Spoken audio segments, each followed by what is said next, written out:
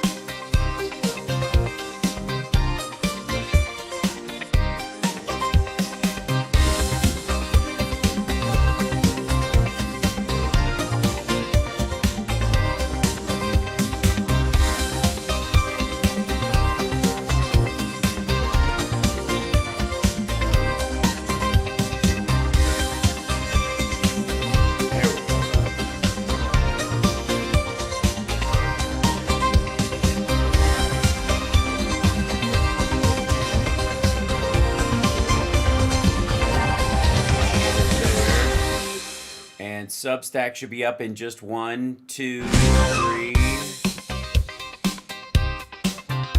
Waiting on it to go live. And then there's Instagram is up now. Come on. Let's do it. Substack be very slow this morning. Okay, you guys will have to let me know.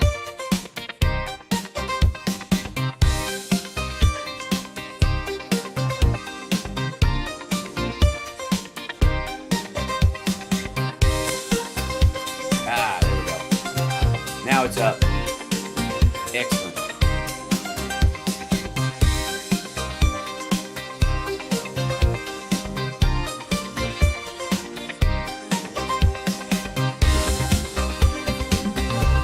Yeah, Substack is overrun today. Something big must happen over there.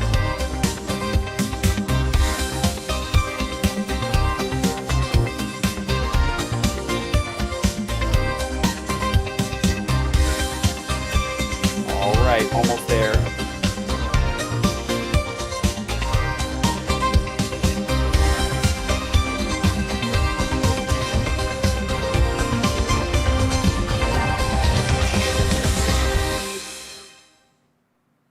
Excellent. Cool. All right.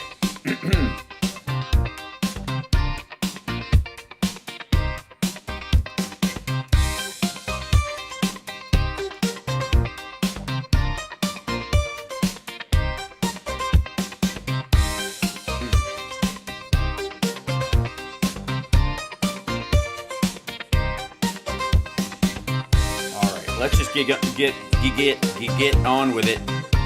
3, 2, 1, let's go. There we are. Welcome to the show, everybody. Good morning. It's Hal Sparks Mornings, Megaworldwide. Happy Monday to you, if that's ever a possibility for you. And hello, chat room, greatest chat room in the history of the world. I'm Hal Sparks, and I will be Hal Sparksing the rest of your Hal Sparks in life. And lots to cover today. Pete Dominic is going to be joining us at some point in the near future. I've got the window open and waiting for him. We shall see what we shall see, but it should all be well. And then Tara Dublin, who does indeed rock, will be joining us in the second hour, as it were. At the very least, it gives me a moment while we're waiting for our first guest to address a couple of things about the assassination last week and the fallout ever since. I don't know if you guys have noticed, and I want to share this with you right now, but there's been a lot of the language. Oh, there he is. Hold on. I'll bring it up with the lovely and talented Pete then when I bring him in here, because I'm able to do that. So what's happening, Pete? I'll bring you in just 1 second. What's Good. going on? Hey, all right. You can hear me okay? Everything sounds good? Yeah. Perfect. All right, I'll bring you in right now. Ladies and gentlemen, host of Stand Up with Pete Dominic, which, ironically or specifically, how are you? Great to see you, Hal. Sorry I'm late. I think I was in the wrong place, but I'm very excited to be on your show, and I'm very excited to see you. You look great. You sound great. You look fit. I'm doing all right. Yeah, I'm holding it together. I'm not getting a lot of sleep lately though because I'm on multi-house duty where everyone around me went on vacation at the same time, and so I volunteered to pet sit and make sure everybody's animals are fed, which I do, and I'm fine with that. It just all of it at once. I have a theory that they thought a asteroid was going to hit Las Vegas, and they just all left town at the same time. Just hang out, and we'll be back if it doesn't happen. But all's well. Anyways, hi.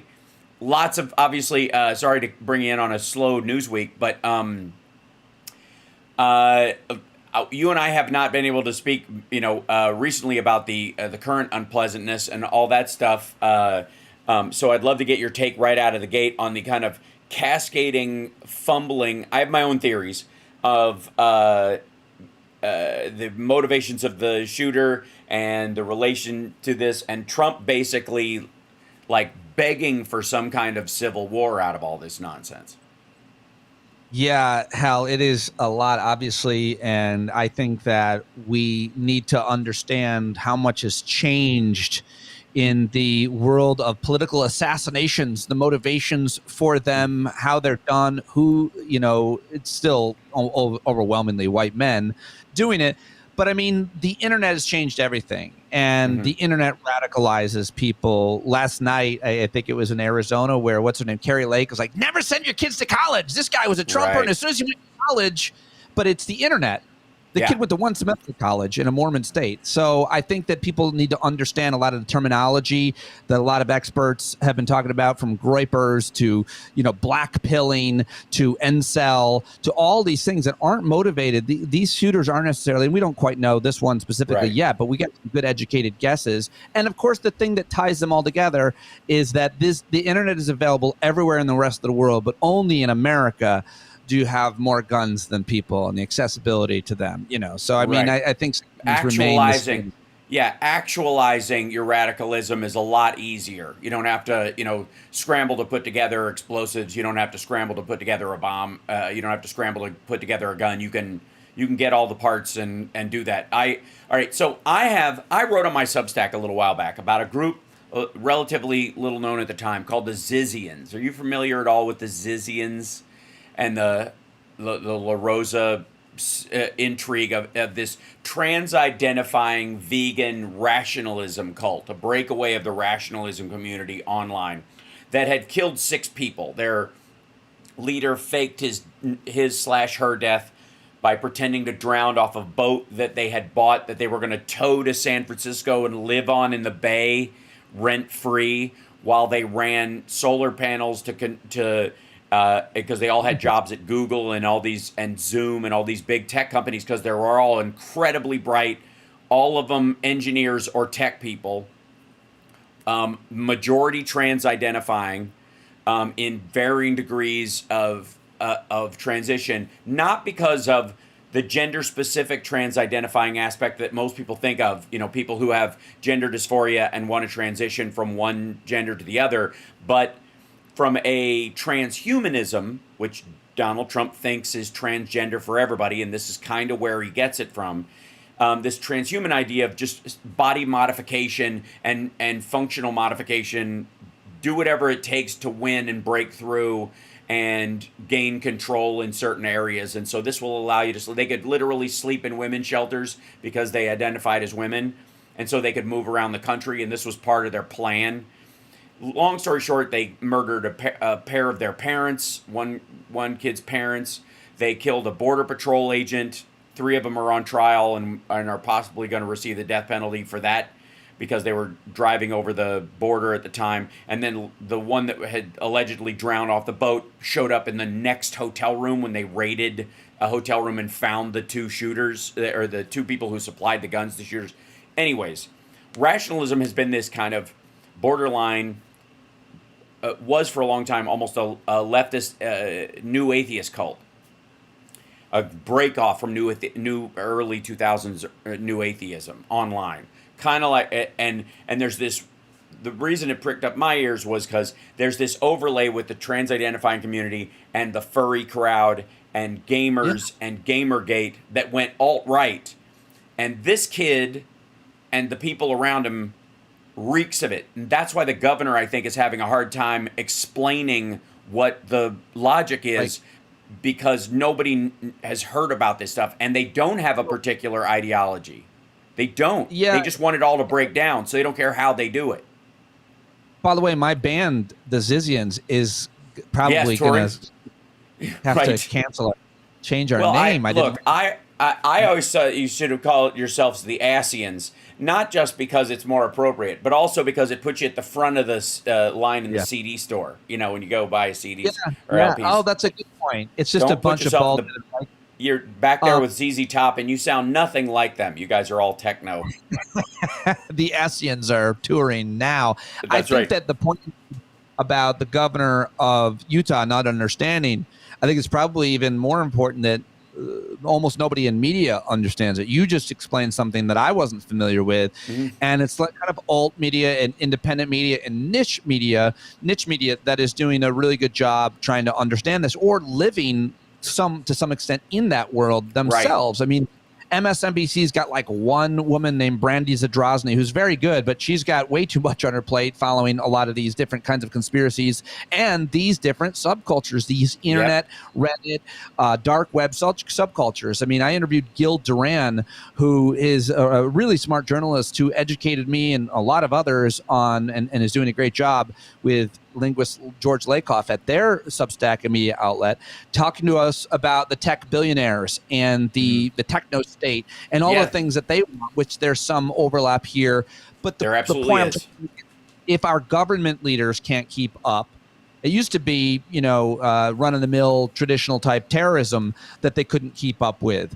Adapting the techniques, the way that they were communicating at times over video chat, video games, and so on. If our government can't do it and journalism and media can't do it, it's going to be hard for the public to understand and wrap their head around that. And we're going to go into our traditional crouches and corners as to conservative and liberal and never understand. And I think it's really important to understand the root causes of any problem.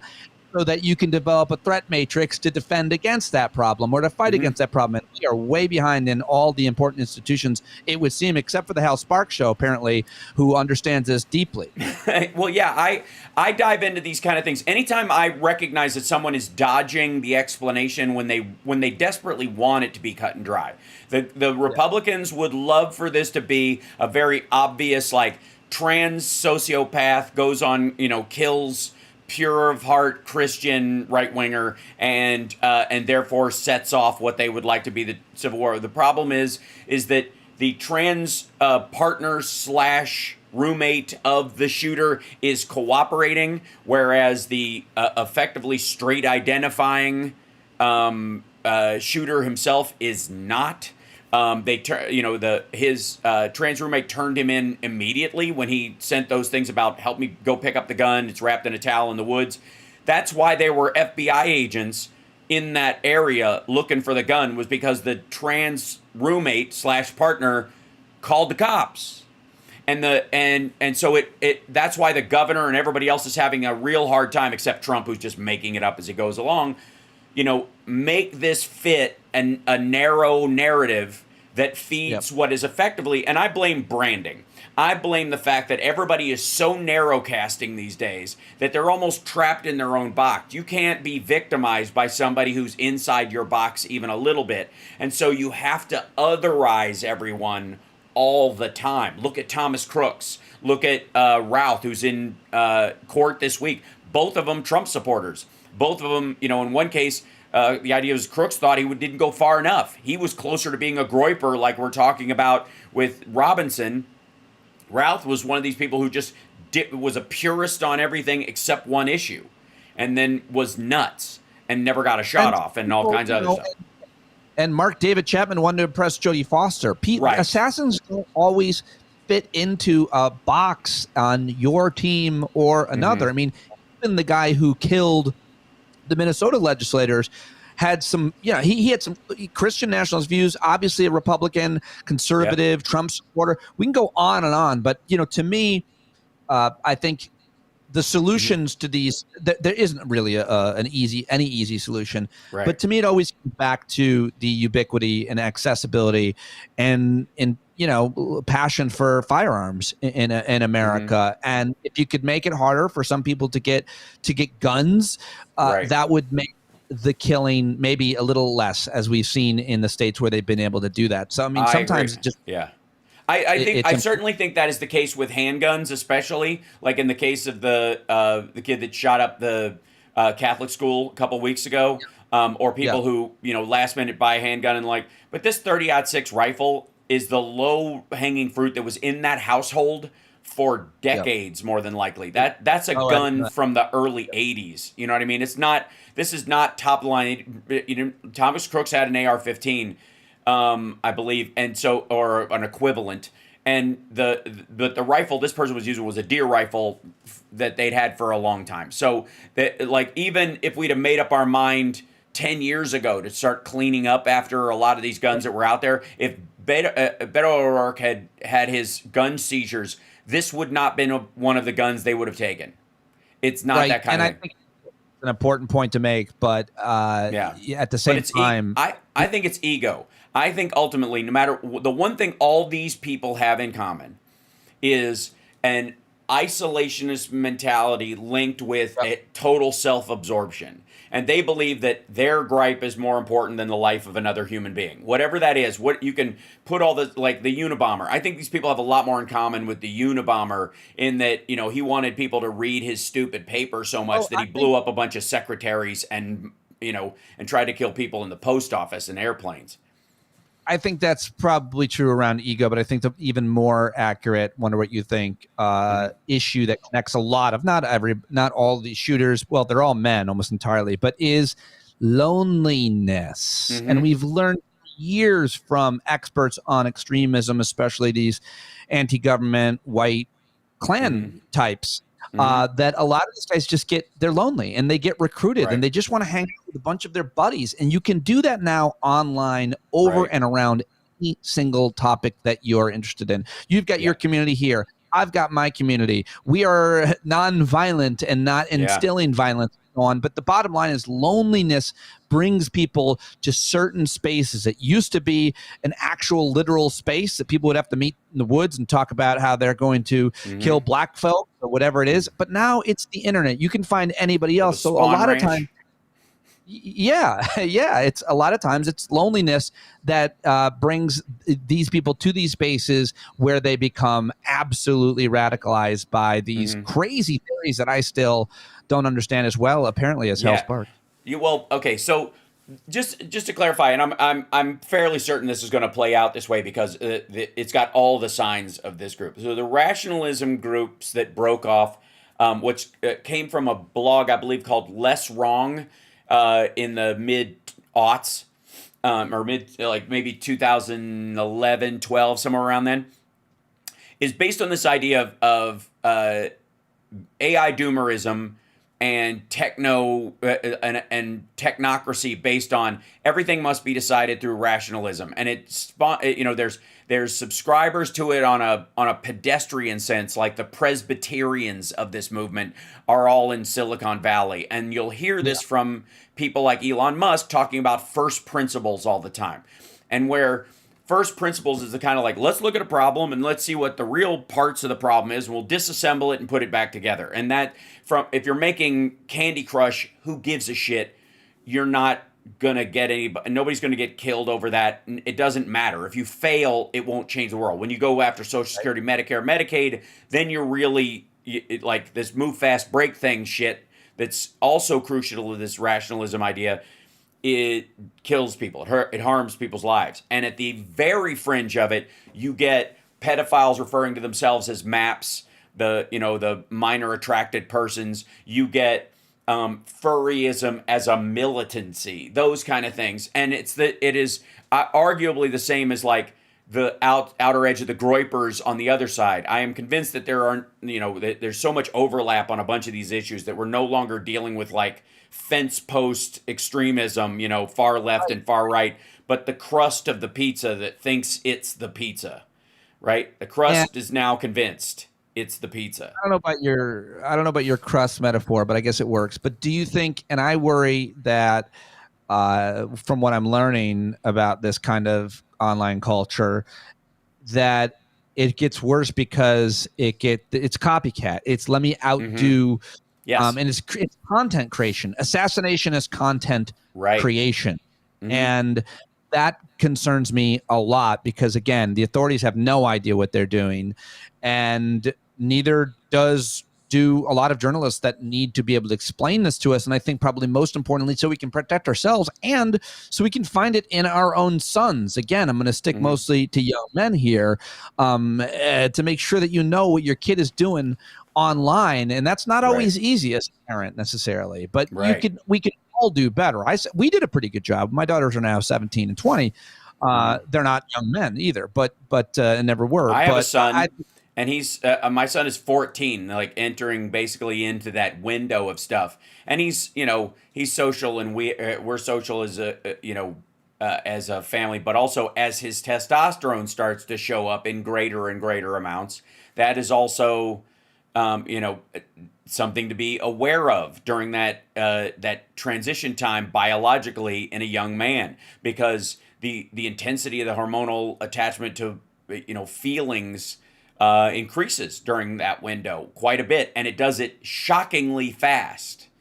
And there are myriad attempts to throttle it, to attempt to stop the loneliness, whether it's alcohol or in the case of the Zizian rationalists through transition, that they will monitor and modify their hormones, not because they're transitioning through something, but because they belong to a subculture that believes your body, your choice ultimately means transhumanist modification of yourself. And why not start now, since AI is going to kill us in 5 years anyways? And there's a ton of that. That is the fastest growing red zone on the internet right now. That is that area. Are you? Are you sure it's the fastest growing? Yes. Or are you just saying hyperbolic? No, it is the It is the. I'll tell you why. Because the white supremacist Stormfront kind of Groyper crowd or whatever has been around for a while. It's borderline gentrified. If you listen to Nick Fuentes compared to KKK guys of the 70s, he sounds practically grandfatherly. He sounds like Orrin Hatch at times. If you caught him on a hot mic, but the rest of it sounds pretty patient about a lot of these things. Like his plan is, he even came out with a big, if you engage in violence, you're out of the movement, statement, which is very, it's diplomatic for where he's already moved into that diplomatic phase. These people have not, and it is untethered from worth. The value is the action. The action has value even if it's unsuccessful. And there's a thing that popped up in this that really, we've had a problem with on our side, which is accelerationists. Susan Sarandon is an accelerationist. And for those that don't know, accelerationism is this belief that it's all going to go to shit, and after that we can build a utopian, communist, socialist, authoritarian, monarchical, doesn't matter, whatever they think is on the other side of the system we're in collapsing, that's when it'll all build back magically, because the system is the thing holding back people from being their best selves. And so if it fell apart, we'd all just start pulling together after Katrina. I think you need to, when you say we have an issue on our side too, and I'm sure you're right, but I think we need to think of a better example than Susan Sarandon, who's 70. Right. No, she's an accelerationist in the classic sense, in that she's vote for Trump so the whole thing falls apart and that kind of stuff. Yeah, that was right, but that was 10 years ago, and she's got no clout, and so I'm interested in who on I'm using side. That's an analogy for what the movement is about. What I'm saying is that online in this group, these are super accelerationists. Do you understand? They're kill somebody, start the Civil War. Well, you could argue that Manson was an accelerationist like this. Manson thought, we'll trigger a race war by writing pigs on the wall in the blood and pretending this was done by black people. That's what the plan was. That's what Helter Skelter was. And this is Helter Skelter 2.0, like Paul in our chat is pointing out. I hear what you're saying, but I think that instead of saying on our side, and again, I would be unhappy to be wrong on this. I hope I'm right, but I do think that when we talk about sides, I use the phrase Earth Well, I'm One not a saying lot. they're on our side. I'm saying on our side of the spectrum, if I had an example to give of someone who's an accelerationist, it's Susan Sarandon, just so people can get a grip on the idea. These people are not on our side. They're also not on the right's side either. They believe that both, that's why this guy was non-aligned. It's why he was not registered as a Democrat or Republican. It wasn't an accident. He's not an independent. This is a specific part of this group. Sure. And I think that everything you're saying is accurate of especially these young folks and the category of people we're talking about. But I'd like to further the conversation to a certain extent. I mean, I think it's interesting hearing people talk about what's important to them. And I think that we can divide ourselves to a certain extent amongst those who have regard for others, those who are empathic about strangers, those who don't want to be silent in the face of tyranny of this right-wing regime, certainly. But the idea that Charlie Kirk and so many on the right, they try to act like they are thoughtful Christians, but they're not. I mean, they're terrible people if they don't know who you are, but around large swaths of people. So there's some of us who still care about strangers, who believe in empathy, who want to connect people, build community, and care about people who we can't relate to. And by the way, don't wish suffering on people who we hate. There's a guy in my high school we have 20 people, Hal, in a chat of high school friends, which I love. It's pretty impressive.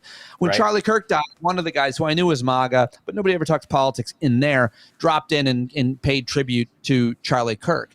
And I called him what he is. And I told him to lose my number. And because he pretends to be a Christian, but he doesn't have regard for people he doesn't know. And most importantly, I said to him, I don't wish you, his name is John, I don't wish you or your family any suffering. But the fact is you support and probably believe in the suffering of others. And I don't. And that's the kind of the way I'm separating people right now. What do you think of that? Is that too... Okay, there are a couple of things. One is I get that. I always give people room to hurt before I move in for correction. So I will always, if somebody is in a sad space about something, even a stranger, I automatically give them space, because part of the thing about being, if they're going to just evangelically sell Christian values, I'm going to embody them as best I can and maybe hope that that's part of their come around. And the other thing too with these guys is that I don't know that they perceive what he's doing as an act of making other people suffer. They have this perception, and I think this is the thing we have to focus on breaking, that they're the ones suffering, and that's the cause. That these trans people are trying to cut their kid's dick off. That black people are murdering everybody on trains everywhere. Just look on your phone, and they're murdering everyone, and we're not doing anything about it. Nobody's going to jail. They're just releasing them out on the street like it's a Dirty Harry movie in 1968. And they think this all the time. Now, they're deluded and full of shit, and some of them use that as a mask for their own bigotry, no question. But there's a good portion of these assholes who are just as online deluded as this shooter very well may have been, in that they fucking think Twitter is a window pane. They look at it and they go, I saw 100, black crimes yesterday, and I saw this one woman calling for forced castration of males until they pass a test on whether they should procreate, and a woman-only world, and blah blah blah, like libs of TikTok. And by the way, I do support a few of those. I should. Well, yeah, I mean, I think most of us dreamt of a Mars Needs Women kind of vacation spot when I was 16. That was my dream vacation. Yeah, I just come back dehydrated. And anyways, you know what I mean? I think they don't. I agree with you. I think oddly enough, they agree with you. Just they're different on the target. And I think that's the part where some of them aren't reachable. If your friend's a bigot, I don't know him, so I can't speak to it. But if he's... He's not my friend either, I should say, but he's in the group, and I told him in my private text, I go, hey, listen, we were never friends. Right. But I think you make a really good point, and I'm glad that you did. I want to underscore that one of the most I'll never forget where I was sitting. I was at Sirius XM back in the day, about to go on live on my show. And I remember reading this statistic, like this Pew or Gallup survey that said like 61% of white Americans feel that they are more discriminated against than people of color. That was years ago, Hal, that I read that statistic that it was taken. And I think you're absolutely right about white men, especially feeling like they are the aggrieved. They are the victims. My ex-father-in-law was always pissed because he got passed over for a promotion because he said of affirmative action when he worked at Ford in the assembly line. And he said, they gave a black guy the job over me. And I said to him, did it ever occur to you? I go, maybe so, but did it ever occur to you that you were the worst of the whites? The point being, they do feel aggrieved and discriminated against. So that's why I think it's important that white men, straight white men like you and I, are at the tip of the spear going out and talking about this, because we're going to be the most convincing people to the ones that are likely the biggest part of the problem, which is overwhelmingly white men. Not the case. I got to say, like, so much of this, everybody acts like it's fucking new, and it's not. Do you remember the movie Soul Man? Yes. Right. 1980, 87? The idea when affirmative action kicked in really heavy, and it was the story of a dude who couldn't get into school, even though he had one-to-one, everybody at that school has straight A's or whatever, and he couldn't afford it, so he decides to go for one of the black scholarships and has to live as a black guy. And never mind, it looked like an Indian with a jerry curl, which was always the big standout. And and who wouldn't want to date Radon Chong? Let's be honest. But like that was enough of a gripe to become a pedestrian comedy in the mid '80s. So none of this is different. Add on top of that decades of it. The last 10 years of lawsuits by Asian people about Harvard admissions, and they're the ones being kicked out on that part of it, and the extra ammo that was put in through that fight, and you understand where they got it, whether they're experiencing it or not. You start to understand where they're getting it from. And that's also part of our media landscape. It's part of our the story we keep telling ourselves.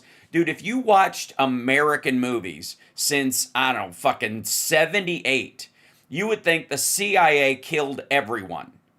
And not only the CIA, but the leader of the CIA against a rogue group inside the CIA of 5 people who are the only ones who can stop the guy who's killing everybody.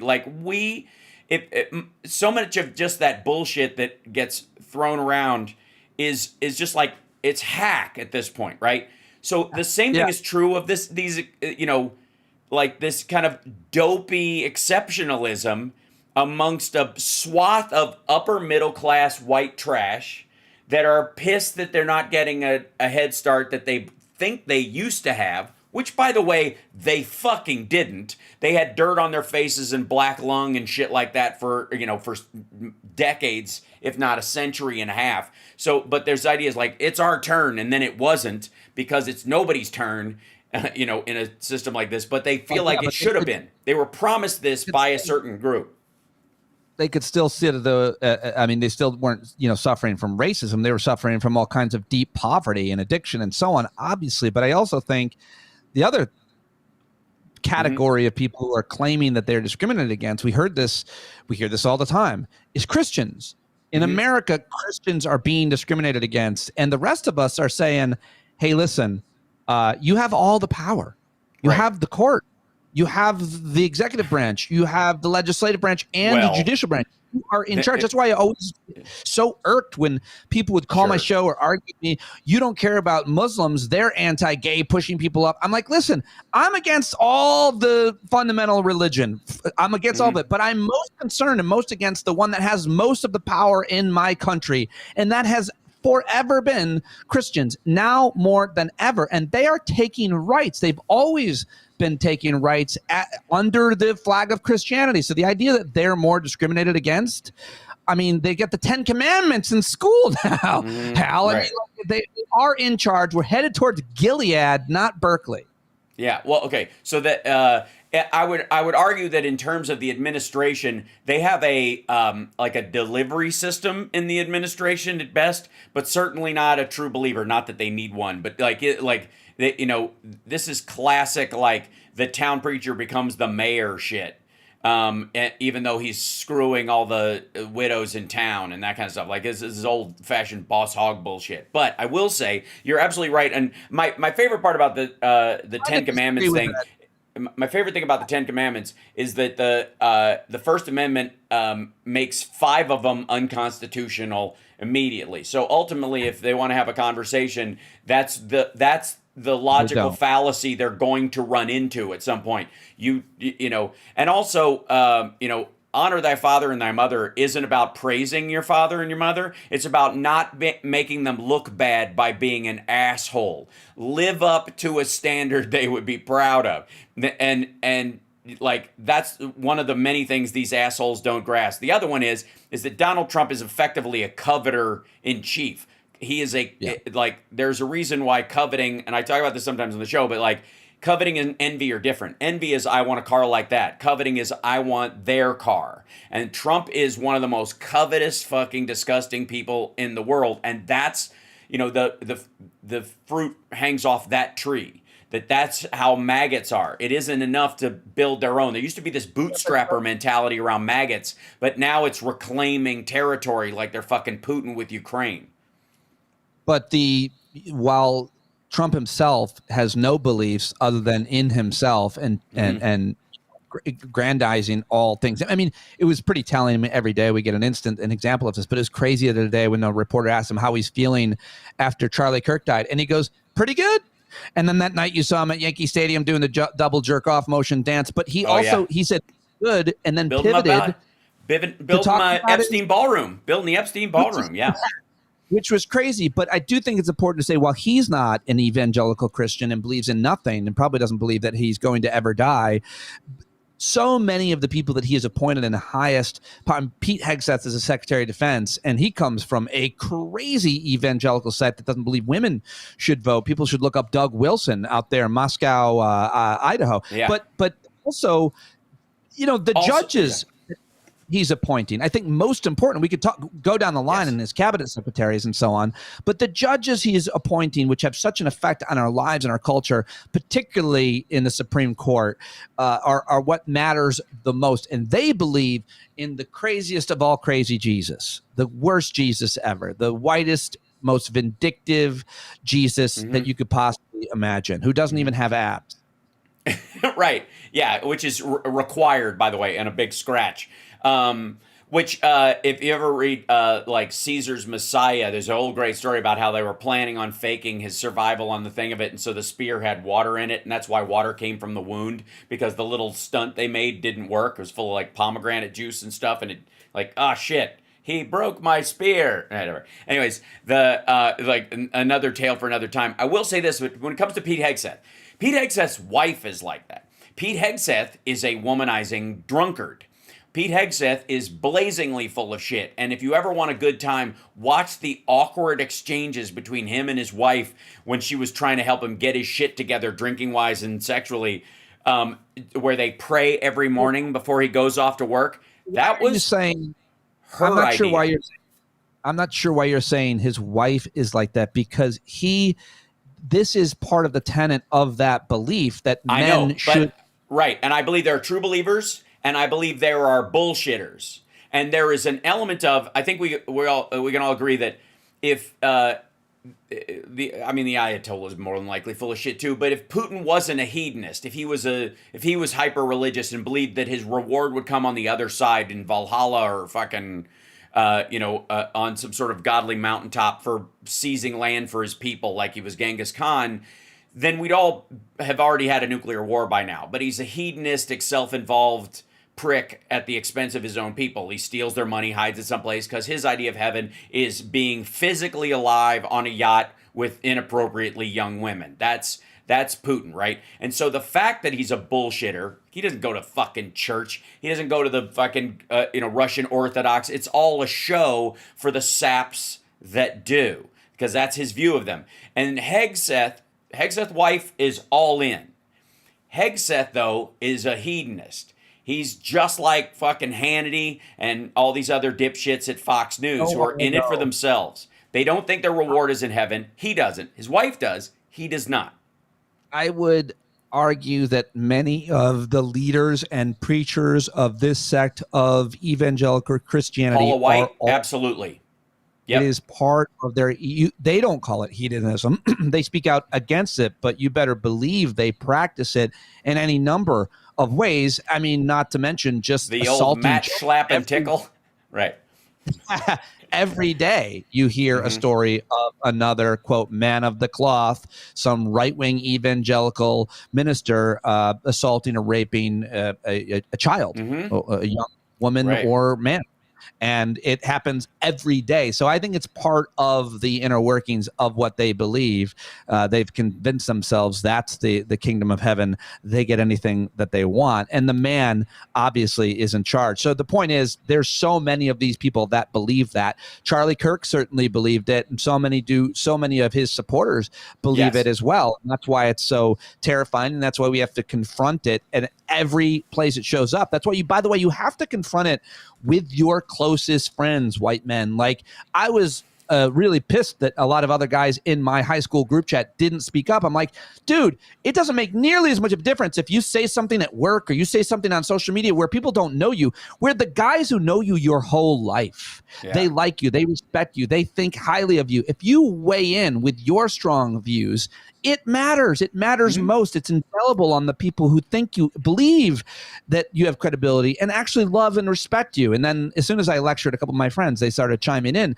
But, you know, I mean, this is where we can be most effective. And so this is where we should be most effective. Sure. The standard the standard you walk past is the standard you accept. Right, and it's all, but also the traits you exhibit are the traits you really believe. I have always believed that you are not your best traits or your worst traits. You are the tension between the two. The human that you are is the tension between your best and your worst self. The thing that you manage to actually allow to exist in the world. Your aspirations meeting with your failures is your personality. It is who you are, and so living up to those standards in your own life. And again, that may include, with close friends, mistakenly or not, biding your time and having the conversation when they're ready to hear it, exuding that behavior in their presence, and then going, "Hey, man, I'm not dunking on you, but did you notice I didn't give you any shit when you were clamoring about this, but I got to tell you, that guy's. I want you to explain to me how you think his beliefs were Christian. Sure. Go." You know, and there's an element to that. I'm always a big fan of when someone is being a total hypocrite, let them lead you there themselves. Whether you know it ahead of time, of course you know it, but Yes, walk them into that canyon from a Sun Tzu Art of War level. You need to walk them onto dead ground. I think I think you make a good point of how to handle it with certain people. Don't choose every battle at every, because if you want to be effective at changing hearts and minds, you can't do it by embarrassing and dunking on people that you care about and know. Now, I certainly did it in this chat because I hate that motherfucker, and I didn't think I was in his mind. I wanted to make sure the other guys in that chat knew right from wrong. Right. Sure, absolutely. And again, I don't know this group, so I can't speak to that. And that's why it's a very personal choice. It's why everybody has to read the room and read their own experience. But I've always been a big fan of, being conspicuously generous, conspicuously kind, conspicuously progressive in that regard. Like, and I've been arguing lately, and I think. It's been a great conversation, you can tell, because the hour is blasting by. And Pete Dominic has a show called Stand Up with Pete Dominic and a podcast, and you got to listen to it and all that stuff. But one of the things I'm struck by in our current conversation is this sort of like sportsification, our side versus their side part of it, especially when, if in a sports game, we're supposed to all apply the same rules to ourselves. And yet we all end up like John McEnroe yelling at the ref instead of recognizing strategy in the other person's thing and knowing that a person can only lie to themselves so much, which brings me to the Epstein files. of all this stuff, you and I have talked a bunch about how to deal with, like, the impact of the Charlie Kirk assassination last week, and the ramifications of making sure that people aren't, driven to do shit like this or anything like it, that which is a valuable conversation at any given time. But what it has served to do on Trump's behalf is draw attention away from the Epstein files and the fact that he probably had an ischemic stroke last Wednesday night, and why half of his face is melting off like he took a peek inside the Ark of the Covenant and then shut the lid. So right, yeah, he just went like, but that's what happened. So the key though is that this is serving him in that regard, and he is doing everything he can to ratchet up this violence and ratchet up this stuff, because I've said no matter what happens in hiding the contents of the Epstein file, whether maggots decide, fuck this guy, I'm never staying in a Trump property ever again, I'm burning my red hat, or whatever the fuck, or I'm not buying Don Jr.'s crypto anymore, whatever it is, no matter how bad it gets, even if it is a minor civil war on the streets of America, because that's what he had the last year he was in office the first time, even if it's that, it's better than what's ever in the files. Except for, first of all, for him, the people who are buying in any conspiracies around the Charlie Kirk assassin, like, oh, it was done to distract from the Epstein files. It was Israel, it was China, no, I'm not saying it was done to distract. I'm saying Trump is using it like he would use anything. Right. No doubt about it. That doesn't mean the effect isn't actually the case. And I think you're right. I also happen to think the Epstein files are not going away, because I'm in media and study media and understand that the problem that we are facing is also important here as not a solution, but an element that is being animated in real time. We're watching the Epstein files. That issue, everybody knows what that means. And it's salacious, and there's powerful people, and it's sex, and it's understandable. It's not like Trump's other financial crimes. People just, or tax policy where your head and your eyes just glaze over. People know what we're talking about. His people acted like they cared about victims, like they cared about kids' well-being somehow more than liberals and Democrats, which is laughable. Obviously, they're far more likely to be abusive. However, it's a man problem, not a liberal conservative problem, I think. But it's not going away, Hal. The Epstein files are not going away, because certainly Democrats, elected and media, understand what it is, obviously. And so do a lot of actual well-meaning, or people who act like they care about it. It's just, I don't think it's going away, no matter how, somebody did an analysis, how often it was mentioned on Fox versus MSNBC and CNN, mentioned far more, obviously, on CNN and MSNBC than on Fox. So Fox can ignore it, but Democrats aren't going to ignore it. Reporters aren't going to ignore it. It's going to get you clicks, and goddamn, it's important. It really is an important issue. So it's got everything.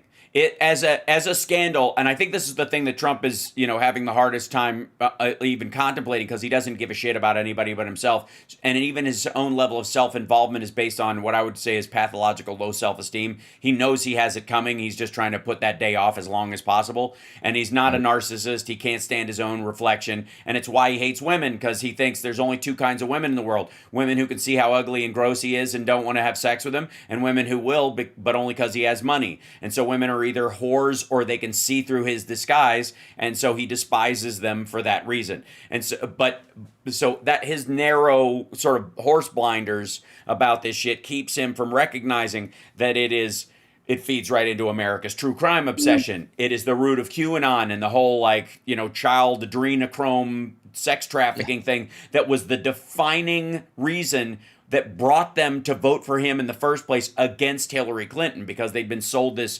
adrenochrome nonsense and this anti-woman shit since the 90s, based on the fact that the Republicans put a target on her back because she came up with S-chip. And any woman who's trying to get free insurance for kids has got to go. And if she ever tries to run for office, she was going to have a target on her back, which she did. So Trump doesn't recognize how deep, I think, on the right, their own self-image is predicated on this happening, on these files coming out. it's such a huge scandal, as you mentioned. It's tailor made for today's media. Well, let me ask you this real quick, though. What do you make of the Republicans who are now covering for Trump? For example, when they saw the letter that the drawing that he made and the wonderful secret that they kept and his signature, and then they said, "I believe it's forged." They know there's so much bad faith in today's political conversation, almost entirely when talking to conservative Republicans. But what do you make of the electeds in Congress specifically or elsewhere that are supporting his denials over the Epstein, trying to help him now distract from Epstein, now that they know he's in them, according to his own AG? Yeah, no, I mean, I think there's a bunch of people who know that there's way worse stuff in there, but this ain't it. So they feel like they can dodge it up to that point, and they can show their fealty to MAGA up until the very last day, till the pictures that Michael Wolff saw of Trump getting a lap dance from these underage girls with the stain on his pants. I'm sure you've heard that story. If you haven't, it's pretty gnarly. But he's seen Polaroids that Epstein had in his safe of this very thing. Until that stuff comes out, these guys are going to hold the line. And I think I believe Thomas Massey in what he said. That they are being threatened, and that combination of, on the one hand, it's a threat. And on the other hand, they believe that there's no real way to prove. Nobody's going to take this and do an ink analysis on it because Kash Patel runs the FBI. They're not going to look. Pam Bondi is going to ignore any kind of depth of evidence, right? And they figure Trump will, sue somebody, they'll settle, and that'll prove it was bullshit all along. That's what they're hoping for. And up until the day somebody goes, "Yep, we tested the ink. It's from a pen that we actually found that he had on his desk still because he never cleans his office, in his office in New York. It's that pen, it's Pam Bondi's DOJ that sent it to Quantico, and they figured it out." Until that moment, they can go, it's fake, and that's that. And so they are, the threat of what he's going to do to them if they try to run again, or maggots killing them, quite frankly, because there's this real undercurrent of violence on the right against anybody who, that sheepdogs them back into behaving. So they feel like I think a lot of them know there's a dam breaking moment coming at some point. But up until that moment, they go, "I defended him all the way up to this, but I gotta say, at this very moment, the picture of him with a 14-year-old on his lap in the airplane is a line too far," right? That's going to be it. And until they see that kind of evidence, they're gonna pretend it's all bullshit, and as a way to protect how they've been protecting him the whole time.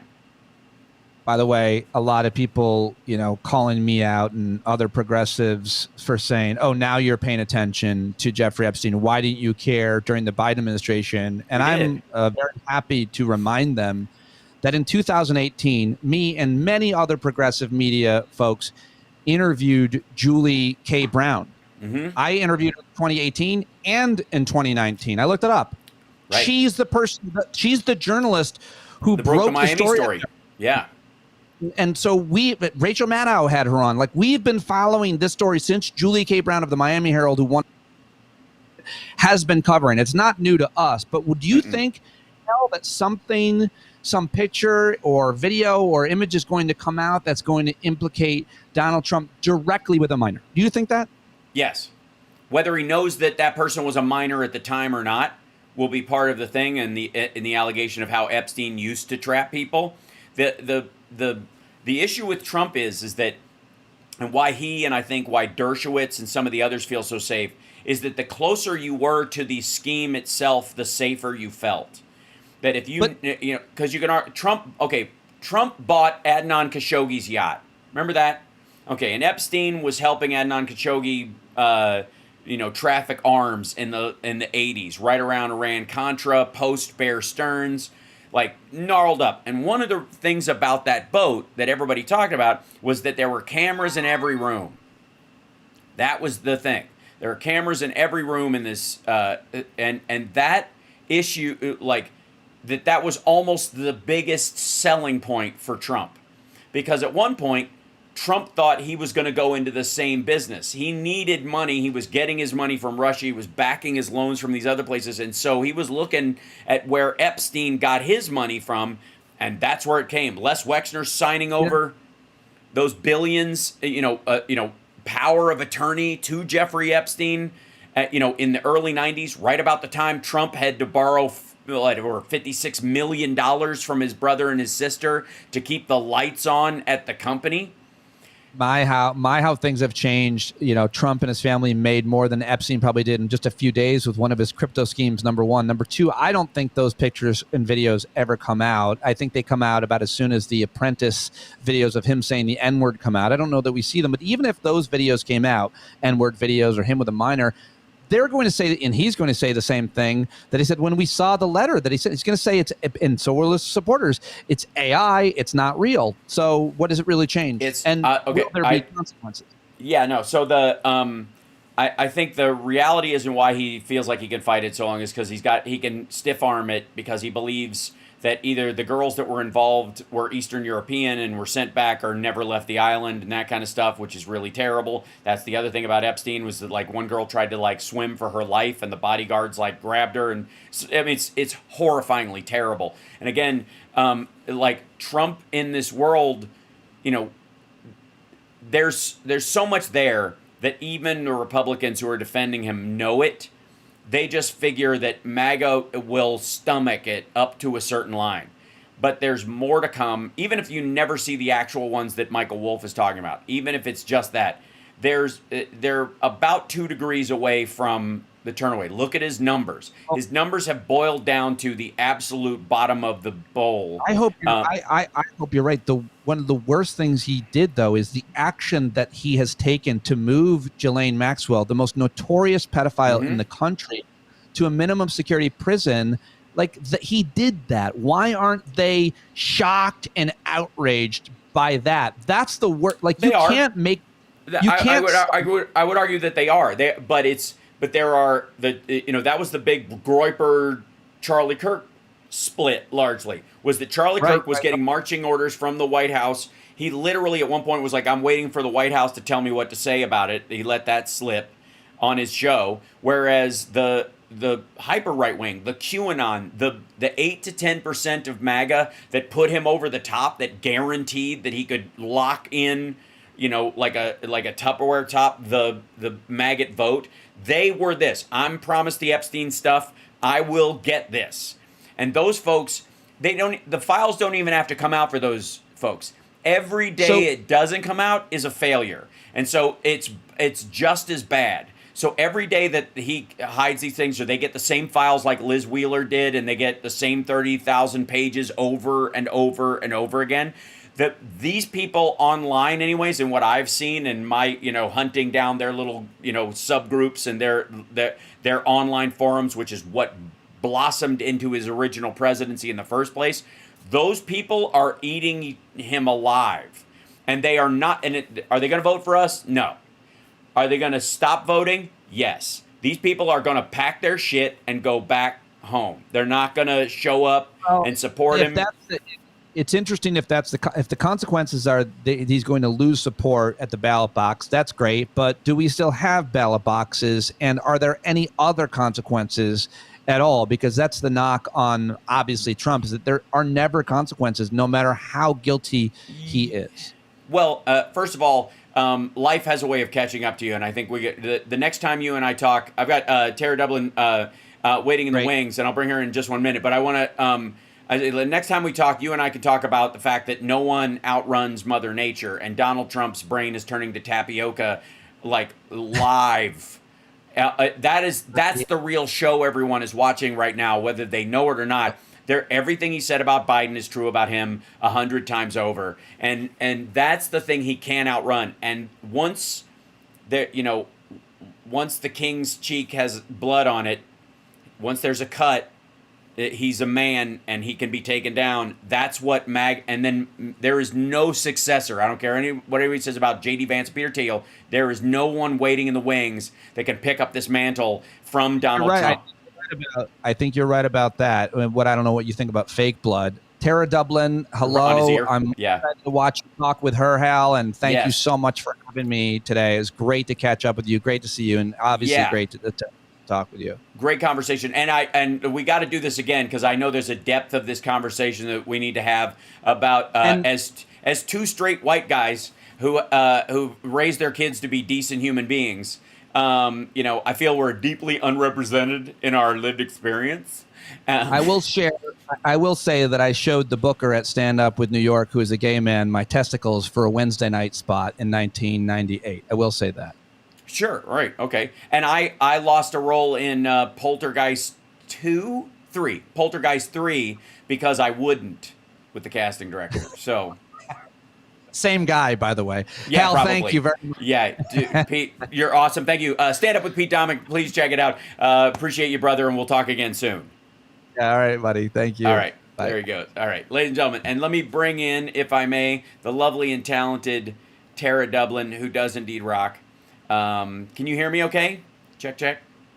Yes, I can. Oh, there she is. Can you hear me okay? Yes, I can. Here I am. Yep. Give me 1 second. Yes, I'm still here. MAGA.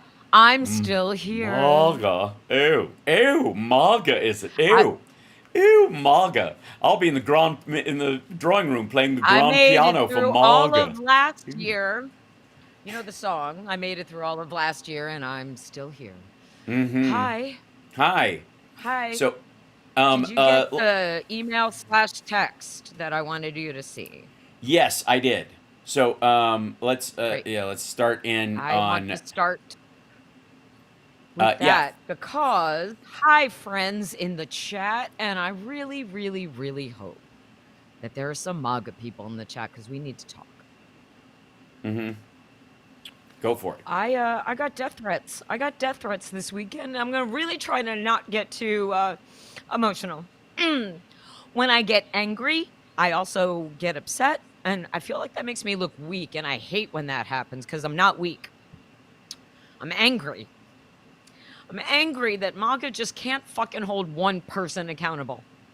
You can't hold one person accountable. You have to hold half the voting population of this country accountable because you can't cope with being wrong about someone, because you jumped to a conclusion, because you wanted to get ahead of a narrative, because you were afraid it was one of yours. You knew it was one of yours, and you still went ahead and decided to bullshit everybody to make sure that they talked about us instead of the shooter, that they talked about us instead of you and your culture of violence. And I'm angry about it because I have never once advocated for violence. And anyone who watches this show, watches my show, watches me, knows me at all, I've said so many times that I don't want anyone to die because of Donald Trump. Mm-hmm. Not anyone who voted for him, not anyone who didn't, nobody.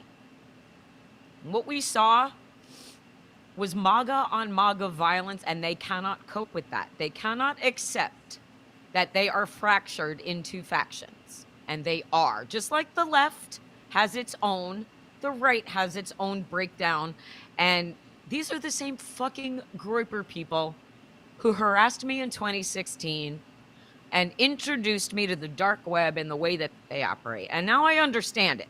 Right? I understand it and I can speak to it. And there's a lot of it I can tune out because I understand it and I know how they operate, and that they want to let what they do from behind a screen do 99% of the heavy lifting for them. And they rely on that intimidation to scare us and silence us. And I get that too. When you come into my real life, when you take it off of social media, and you fracture my real life, you fracture someone else's safe home space. You go into Melissa Hortman's home and you murder her. You share someone's address and phone number on the web. You target someone because you don't like the truth. That's when I'm going to get angry, and that's when I'm going to get really upset. And I would like you to put on the screen now what I woke up to on Saturday morning. If you would, what Andrea sent you. I want everyone to see. I'm not going to hide it. And I'm not going to be quiet about this. I have never once called for an assassination of a political enemy because I don't like what they say. And it turns out that the First Amendment is a lot more effective in protecting people than the second one in this country. Charlie Kirk was sitting at a TPUSA event in the whitest place, surrounded by his people, not he was surrounded by MAGA people and people who are right-leaning. And when that happened, I knew it wasn't one of ours because we don't do that. I mean, there are lone wolves and bad actors everywhere, right? We know that. One shot, one death. No one else got killed. They did not open fire on the crowd. This was one person who targeted another person, and instead, I got threatened on Saturday in a really specific way. And I want everyone to see what I woke up to because it's real. Mm-hmm. It's real. Okay? Is this the part you're talking about? This bit right here? That's one. Yeah. That's one of it. That's part of it. Okay. Yeah. It's my pinned tweet. It's my pinned thing on Blue Sky right now. Okay. So Saturday morning, I woke up to a bunch of phone calls that I missed because they came in at 3 in the morning and 5 in the morning with follow-up texts threatening me. Text messages. So, oops, sorry. Hold text on. messages. First, they called. Yeah. They called and they left text messages. And I don't give them the responses that they anticipate. I don't answer the phone when they call and let them engage me in conversation. Be like, why are you bothering me? I don't do that. People do that. There are people who record themselves being harassed. Now, I don't do that because that's what they want. And I don't respond to the text and engage in a flame war with them because that's what they want. And the one that says, you don't know me, but your name is on a list and I'm just trying to help you. No, you're not. That's one of them trying to get me to engage and share personal information. Where am I? Am I safe? What kind of building do I live in? Like, no. Right. I know how you operate and I know what you're trying to do. I'm not going to help you do that to me. I'm not going to help you harass me, shockingly. I am not going to stay silent on this. We did not kill Charlie Kirk. If you go into my Twitter account, I defy anyone to find one tweet of mine that celebrates the death of another human being by gun violence. Ever. I don't advocate for political assassination. Ever at all. I don't want Donald Trump to die. We've said this too. I want him to suffer for all of the things that he has done to people. I want him to go on trial. I want there to be Nuremberg trials and another impeachment, all the things that are supposed to happen legally. I am childlike in my approach to the world and what is fair and what is not. Who are the good guys and who are the bad guys? And the people who call me a filthy whore because I said that I don't like gun violence. People who called me a cunt because I said, please wait until you know who the shooter is before getting upset about it. Remember when we used to find out the facts before we had feelings about them? The people who told me that I deserved to die because I expressed my concern over the violent rhetoric from the right poisoning our country. Liberals did not do this. Liberals did not pull the trigger.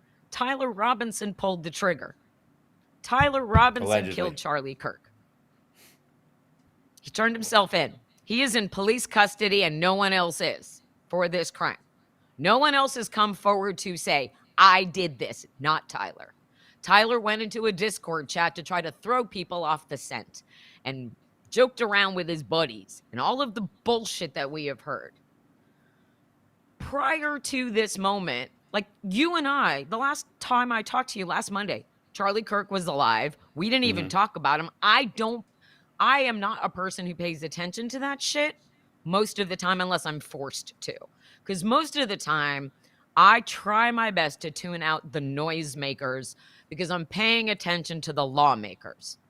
Sometimes they're one and the same. I'm paying attention to, like, I was very much paying attention to Nancy Mace's performative actions around the Epstein files when she was one of the first. It was a tranny. It was a pro-tranny Democrat. Fuck you. Fuck you for standing up with the Epstein files and then turning around and standing behind Trump and then pushing this violent narrative and not backing down from it either. Doubling down and digging in.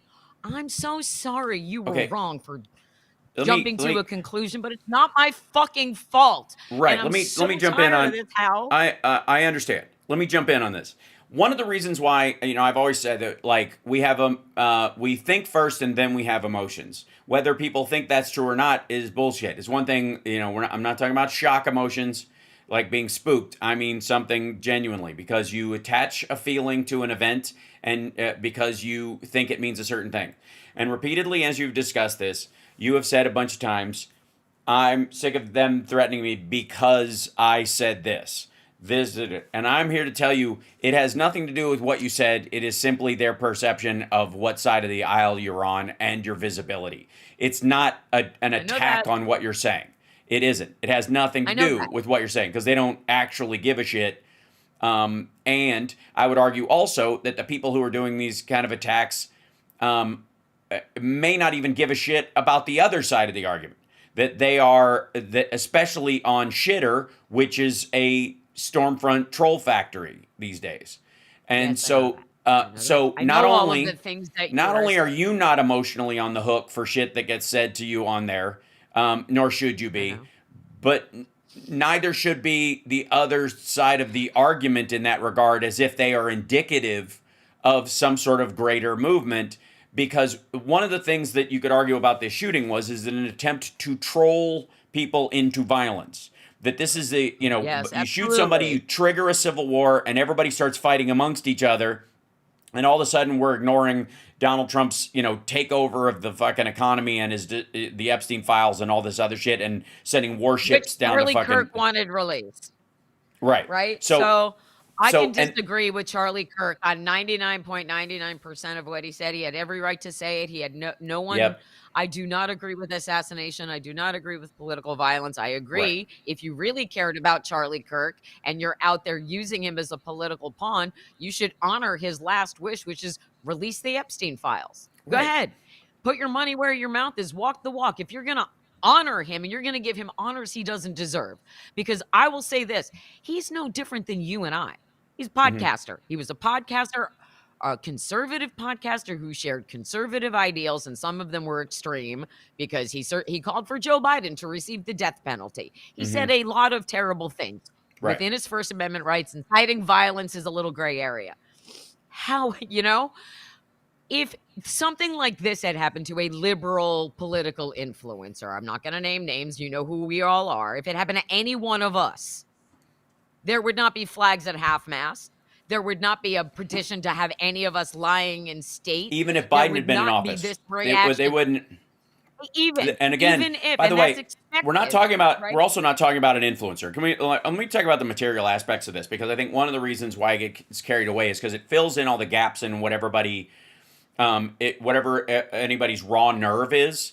This has the potential for setting that off, because it forces you to defend somebody you don't like. It also forces you to defend a circumstance that is outside of your control. It is also with deflected and flagrant blame as a distraction. There may be some legit believers. There's so much room in this shit for there to not be a conversation that actually has any meaning other than the an emotional bloodletting, that I think it's important that we talk about the kind of mechanics of this for our own mental clarity.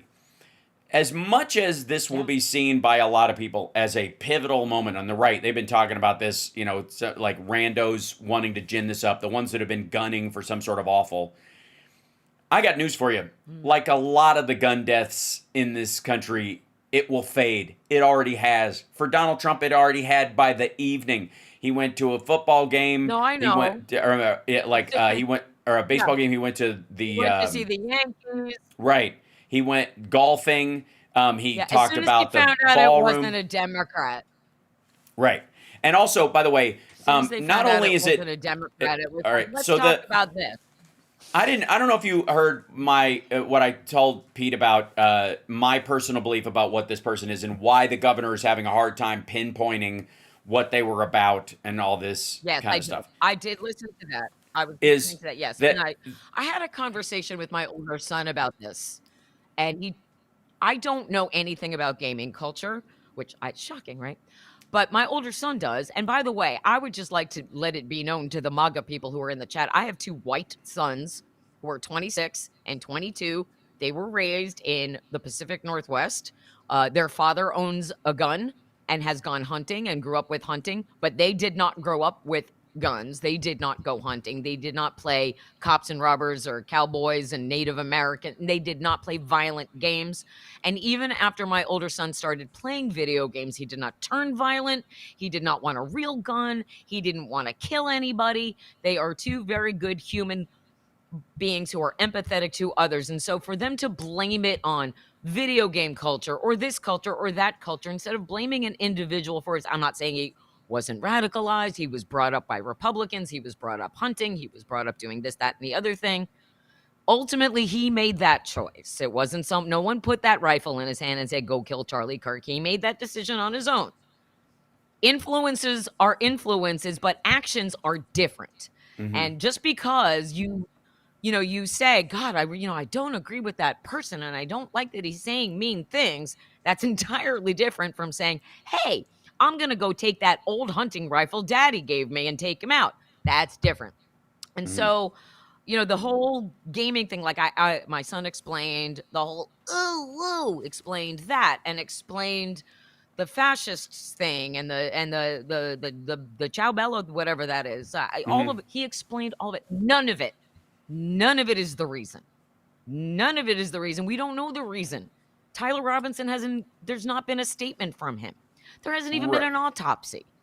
This is all very Butler adjacent, but at the same time, it is still the same online culture that created this ridiculous conversation around it rather than creating a conversation around accountability, which needs to be a part of this conversation. Sure, but okay, wait. As much as anything else. I agree. I got to tell you, accountability is one of my least favorite words in the world because it becomes a placeholder for justice most of the time. And it's because when people, it's like saying something's problematic instead of racist. If something's racist, it's fucking racist. Yeah. If it's problematic, come back to me when it's racist. Because life is problematic. What a waste of fucking language that is. And accountability sounds like this kind of like double-edged sword used to, quote, like it sort of means justice when somebody on the other side does it, but it also means chopping at your own side before they even get off the ground. And a lot of this, like, we got to hold our politicians' feet to the fire, which is a torture reference that is fucked up on so many fronts. So in this particular situation, there will be justice for Charlie Kirk, who was shot and died, and arguably his family and maybe even arguably the people who witnessed this awful shit, because they are victims too. When the person who is guilty of it, more than likely it seems to be this Tyler Robinson person, but if they had an accomplice that helped them or whatever, when that person goes to jail as well, that will be justice. And that's that. It would not be justice if whatever their mangled theocracy or their mangled politics or whatever get, their manifesto day in the sun like the fucking Unabomber, because it ultimately doesn't matter, because the rest of us aren't going to operate that way. And anybody who jumps in on it is either so detached from reality and humanity that they should be ignored outright, or will meet the same kind of justice fate if they try that with someone else. It is meant to trigger a form of like nihilistic disdain. How many fucking people, after one guy shot another guy, which by the way happens all the fucking time in this country, did everybody go, we as a country are in such a bad space? No, we're fucking not. The vast majority of the, I would argue all of the liberals and progressives that were present that day were standing in line to yell at Charlie Kirk or argue with him. His supporters were there to watch. We were fine. The society was actually doing the part of it. Charlie Kirk, as awful as what he said, had people arguing with him in that situation. The person that shot him bypassed all of that, looked at the thousands of people gathered to engage in the good stuff, the difficult part of democracy, and superseded it by shooting him. And the people that were there didn't go, hurrah, the second it happened. They all fucking scattered and were terrified and heartbroken. No, they did not. Right. So the idea that anybody in the fucking country on either side of the aisle is on the hook for person shooting other person is fucked up and needs to stop. I am not and anybody who tries to drag that to it needs to be called out for doing it. And by the way, this goes for the Luigi crowd. This goes for anybody who was making fun of fucking Paul Pelosi. Same shit. Fuck off. Nobody is on the hook for the actions of these folks. I don't want. Okay, go ahead. I just don't want vigilantism to become the law of the land, because it never should. It never should. Just like you don't have to send in the National Guard to do the job of the police. You don't have to. There is no need. The police can't. There's no such thing as perfection. I would love to know where they think this utopian society exists on this planet, where there's no crime, everybody's happy, everybody's equal, everybody makes the same amount of money, everyone's living in the same house, everybody eats, everybody has... It does not exist anywhere on this planet. Mm-hmm. Wouldn't it be wonderful if it did? It does not. So in the society that we have, wouldn't it be better if you just tried to make every day in this country a little bit better than it was the day before? That's kind of the responsibility of our elected officials. And it's also this unspoken societal contract that we have. When we leave our houses every day and we enter into our communities, the unspoken rule between us is, I'm going to try not to kill you with my car. Then I'm going to try not to kill you at work. I'm going to try not to kill you on my way home. And I'm going to try not to kill my family in my home. Like, it's one of the, like, we're supposed to be taking care of each other as human beings. Yeah, I think that's a little low rung in the description of it. I think we're just getting on with our lives. I don't think, no, wait. No. I'm just saying, no, most people are well beyond just the baseline of not killing people. Everybody. This is fucking everybody, statistically. Right. So, when it does happen, which is a terrible thing, it is not wrong to say that individual did a terrible thing to that other individual. It is not all the people, it's that person. Yeah, it's required. And we have become, just like you say, just like you always say, don't say all, don't say everyone, don't say none. Those quantifiers come back to bite you on the ass. Mm-hmm. What I am experiencing personally in this moment is me being the good human being that I am, literally wearing a shirt, advocating for you also to be a better human, asking people to stop killing each other, stop hurting each other, and especially, in this time, stop it. And instead, and I shared, I don't know how many times over this weekend. I mean, well, I got the texts and the calls Saturday morning, and here we are. It's 48 hours later, okay? Within the last 48 hours, I have gotten more horrific responses from clearly fake accounts, but a couple of real people. Not only do they not want to take accountability, they think that I'm Streisand affecting myself, that I made this up. That I made up those texts. I created those screenshots. I fabricated them somehow to gain attention for myself, to gain sympathy for my side. Yeah, but who gives a shit? What? Well, that's not the point. The point is, what happened to me is real. What they are doing is real. And it's all part of the gaslighting, which is not only did Democrats do this to Charlie Kirk, now they're pretending that they're innocent. So they're increasing their attacks on us. And why they're increasing their attacks on us is because they're embarrassed that they were wrong, which is stupid. It's stupid. Stop it. To the MAGA kids in the chat, please take this message to wherever else you all gather. If you are wrong about something, you will not get struck by lightning and die. I was wrong about a lot of stuff about the kid, because all of this misinformation was coming out.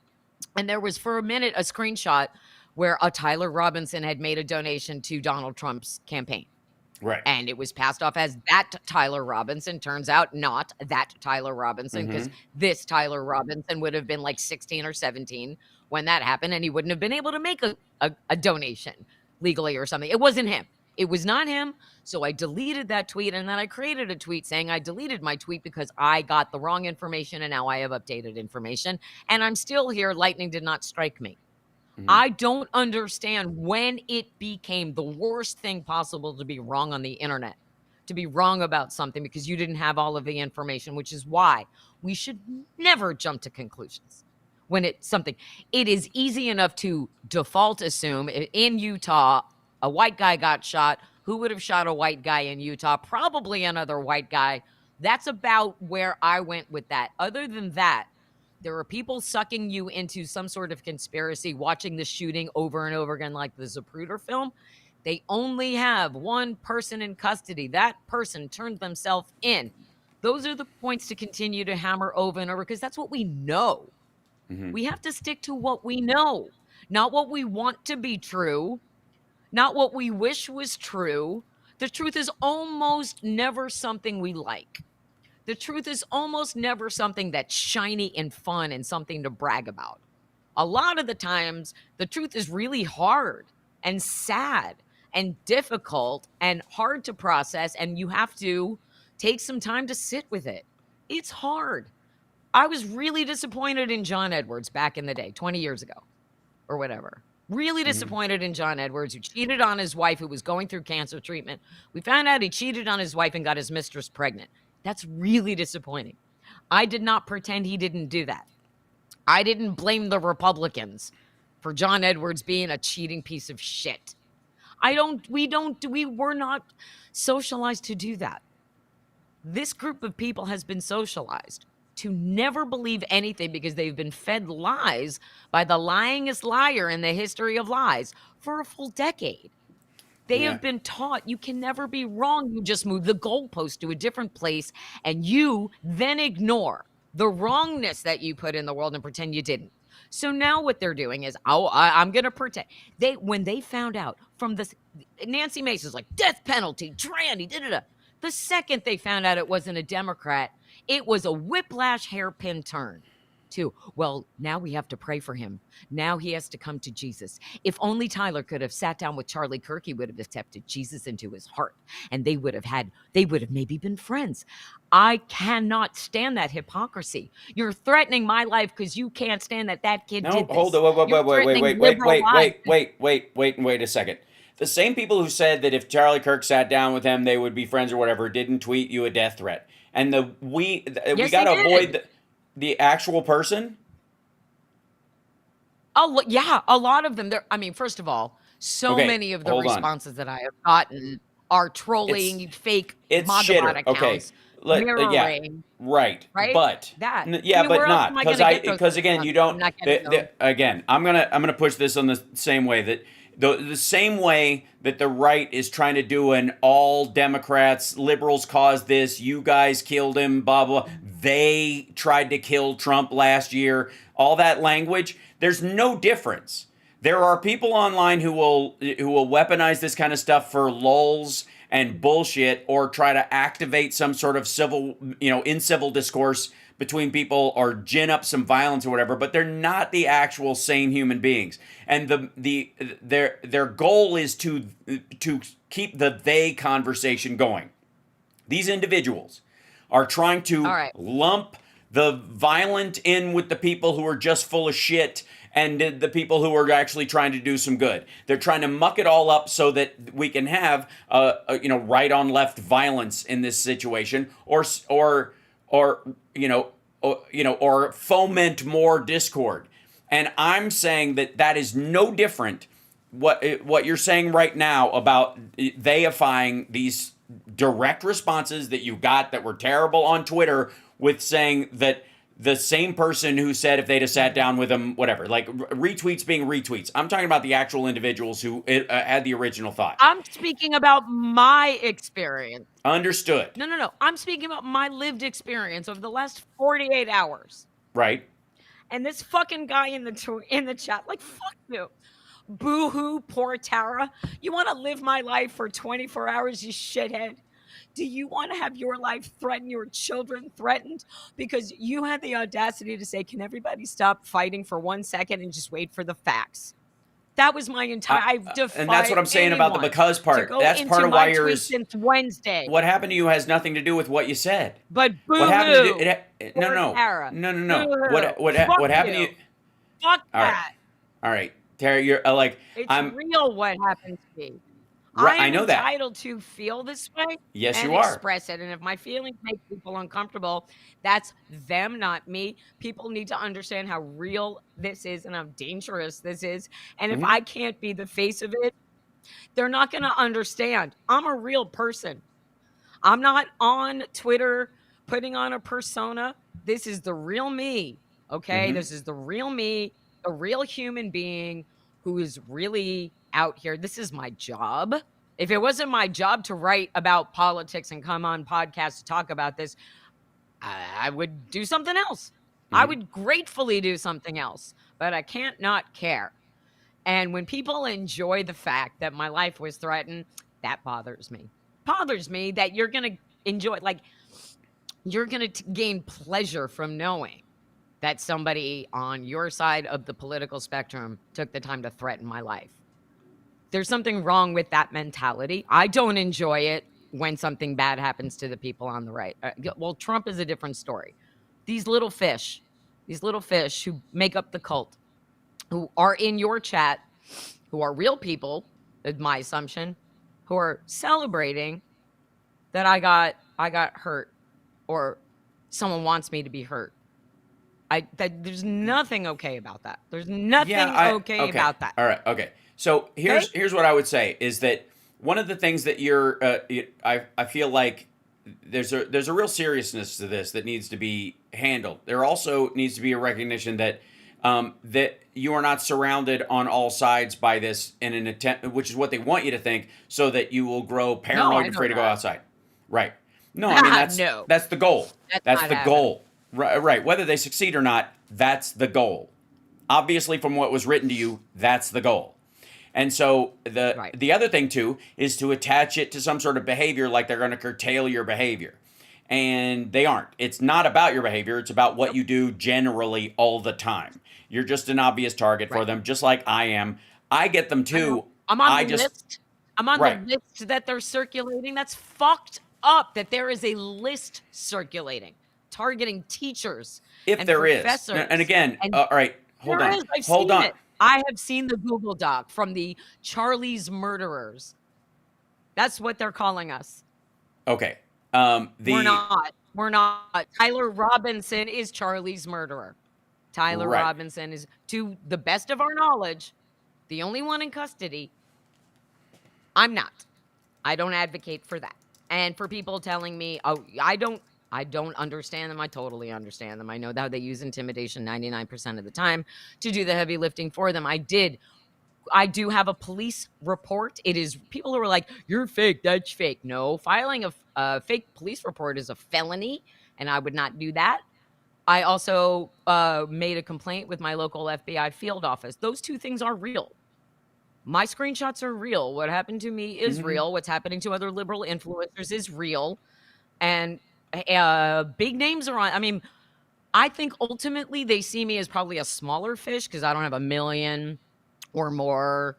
Maybe I'm not that big of a deal. Maybe they leave me alone after a little bit because I'm not that big of a deal. But it's still real. It still matters. It's still a pathology that exists that they have been, they're being encouraged by members of Congress and Donald Trump. They're the ones pushing the violence, and it's having real life ramifications. If it only stayed in my phone, if it only stayed in the computer, I can handle that. Most of it is fake. I mostly block it. I don't engage. I don't let it. My feelings aren't hurt. Okay. I'm angry.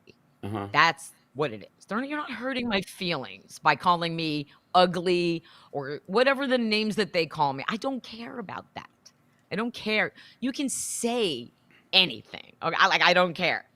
It's this culture of violence, and you, whoever you are that texted me, you thinking it's okay to take it from outside of the phone, outside of the computer, and take this into someone's life to hurt someone only because I'm out here advocating for everyone to get along. Like, we have fallen so far from where we were before Trump. We have fallen so far from when we were able to have differences of opinions without threatening each other's lives. I'm not saying there has never been political violence throughout the years. Of course there has. But if you look at the statistics, which I did tweet earlier, statistically, actions like what happened to Charlie Kirk are perpetrated from people with a right-wing ideology far more than anyone with a left-leaning ideology. These are just the statistics. They don't like the statistics. They don't, like we're in a world where people can just say, I don't like it, so it's fake. And that comes from Donald Trump poisoning the media and poisoning the national conversations about it. I would love to unplug. It's my job. Right now, it's my job to pay attention. It's my job to report on what I'm seeing. I would love nothing more. You know what? I would love nothing more than to be oblivious to all of this. Like people that, I don't pay attention. How lovely for you to not have. What I would love to be doing, all I would love to be doing is talking about my book, which has nothing to do with politics. I would love nothing more to, have been at the Emmys last night because I've already made this into a streaming series and I don't have to give a shit about somebody fucking with my livelihood and trying to pinch pennies out of this daily existence. That would be lovely. I would love nothing more. Maybe to have a radio show where all I'm doing is playing music and I'm not allowed to talk about politics, so I can put it away for a few hours a day. That would be delightful. Well, I don't have that luxury. And right now, I don't think any American has the luxury of ignoring what's happening in this country. Because it goes beyond this, as you were saying earlier. It's a bigger conversation than just this, obviously. Mm-hmm. To create all of this, because you don't want to talk about the Epstein files. Mm-hmm.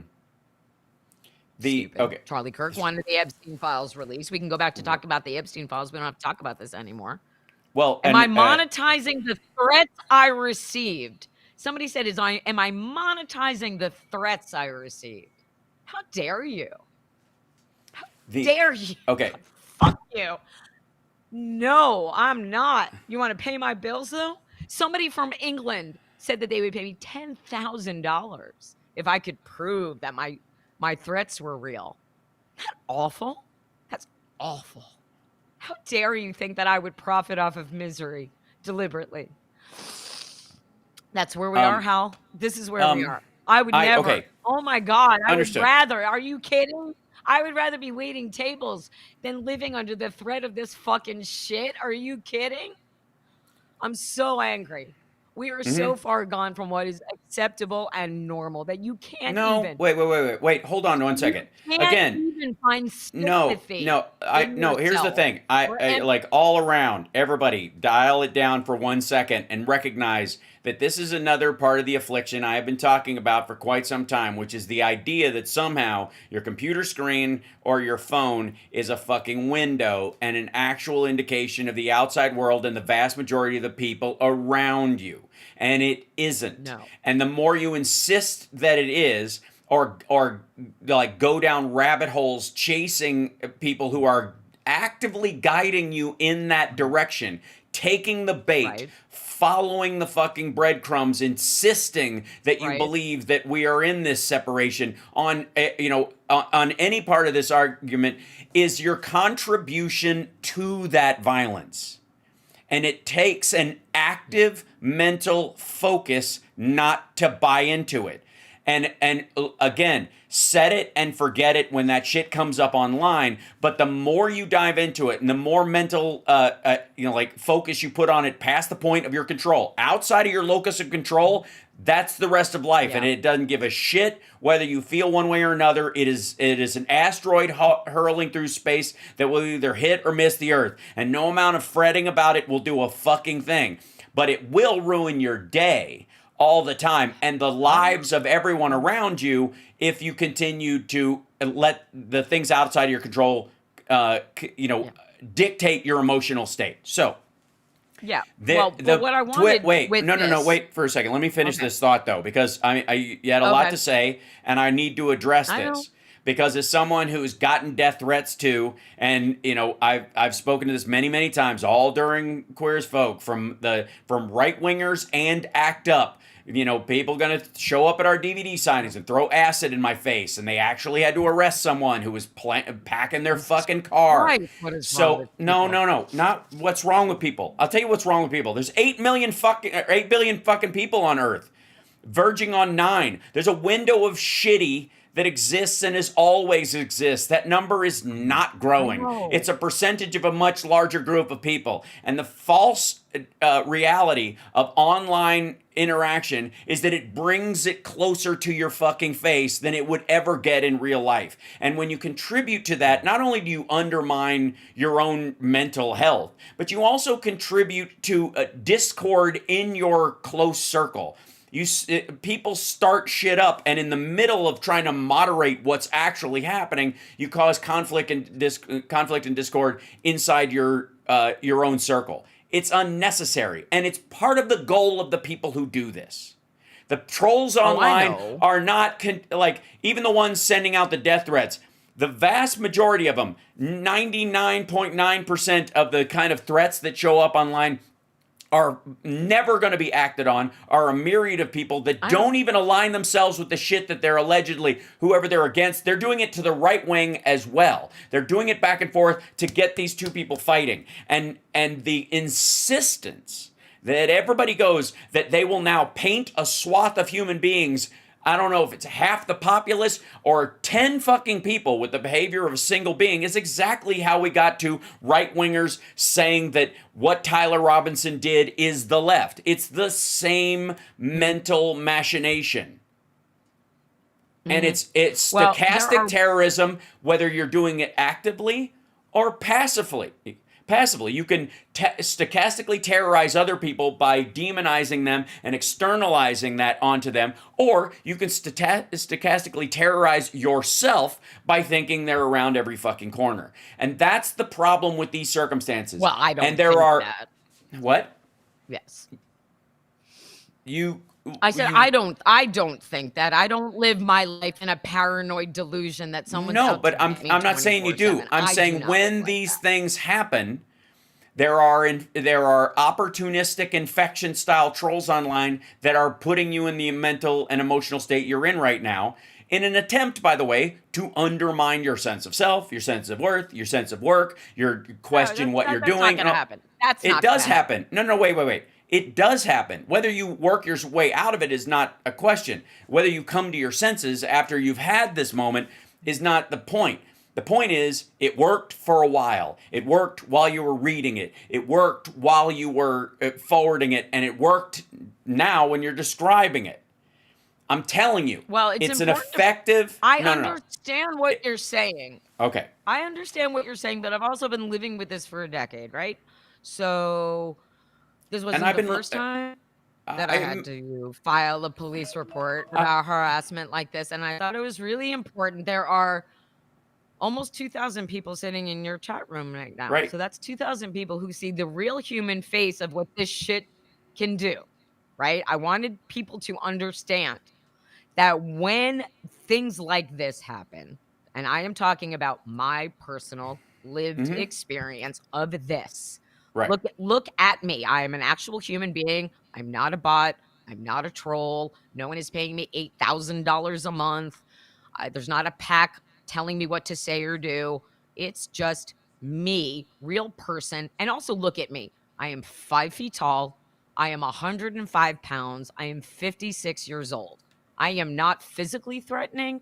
Nothing about me is threatening. The only thing that people can be threatened by is the fact that I share truthful things on the internet, and that's why I'm targeted.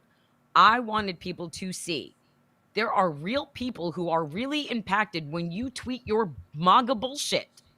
When you tweet this stuff, whether you're a real person or you're a bot. Hold on one second. This is a human face. I know. That's exactly my point, though. They know. They know. That's the goal. I want other people to know. When it does, we all do know. It doesn't happen to everyone, though. This doesn't happen to everyone. No, it happens to so the people that this has never happened to. And wait a minute, the people who perpetrate this, I don't care if they care or not. I want them to know, here's a real person. I'm going to keep doing my job. What you're doing is horrific. And I think that if you could, as a human being, look back at the person you were before Donald Trump came into your life, you would not recognize the person you are today. Maybe so, but I would argue that they would view this I as am success. not the same person. They would view I'm this not as success. the same person. All I know is the way people spoke to each other 10 years ago is very different than the way they speak to each other now because of the rise of social media and the way the screen has allowed people to become desensitized and feel Sure. protected in ways that they actually aren't. But it's okay. All right. And, Yes, I agree. All right. and so, I hear you. right? I hear And you so on that. I want to hear be you. pragmatic. I want to be pragmatic and I want to be practical. Okay. It's hard for me to not be emotional when I get angry. Understood. But I want this to stop. I want it to stop. I just want it to stop. I want people to stop hurting each other. That's what I want. I appreciate that. That's all I want. Yes, I appreciate that. And I also know you. Understand it sounds naive and childlike, and I just want everyone to take a collective breath and remember that America is supposed to set the standard for this world, and we're supposed to be a country that welcomes each other and allows each other to exist, whether we agree with each other or not. That's what this country was founded for. I understand it sounds simplistic and naive, but everyone has forgotten the simplistic and kinder parts of ourselves at this time. And that the children that we were are the children that we still are, and the children that are watching, and the children that are hearing, and the children who are impacted. It's all the same. The children who aren't being taken care of in Gaza, the children who aren't being taken care of here, the children who aren't being taken care of globally. All of it is connected. We are connected because of the information superhighway. We have choices of what we do on it. We can help each other or we can hurt each other. I'm tired of people hurting each other. I'm as guilty of it as anybody else. I have bought into the culture as much as anybody else, but I have done what I can to remain a good-hearted person who still believes that even the most vile of human beings has something in them that will not let their own get hurt. So I want people to stop hurting each other. All of this is a plea. Seriously, to stop hurting each other because you enjoy hurting people. If you enjoy hurting people, I want you to figure out why, and I want you to figure out a way to stop doing that. Okay. That's what I want. I mean, I might not get it, but I want. It's just so frustrating to be misunderstood. I hate being misunderstood or misquoted, and I hate it when people say I'm faking shit or I'm doing something for an inauthentic reason. I get frustrated in that way, and I just want to be heard in the most plain language possible, without it being about MAGA or leftist or any of it, any of the ways that we identify, because what it comes down to is humanity.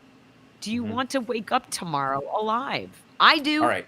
Oh, and I want all of you to. I appreciate this, but I also I do have to push back on some of this, and I just need to address this because I don't think you were hearing me as well, and I do think I was that, too. You know, I understand you.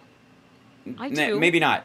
I feel I'm there. I know I do. I have known you for a long time. I feel like we've been talking for a long time.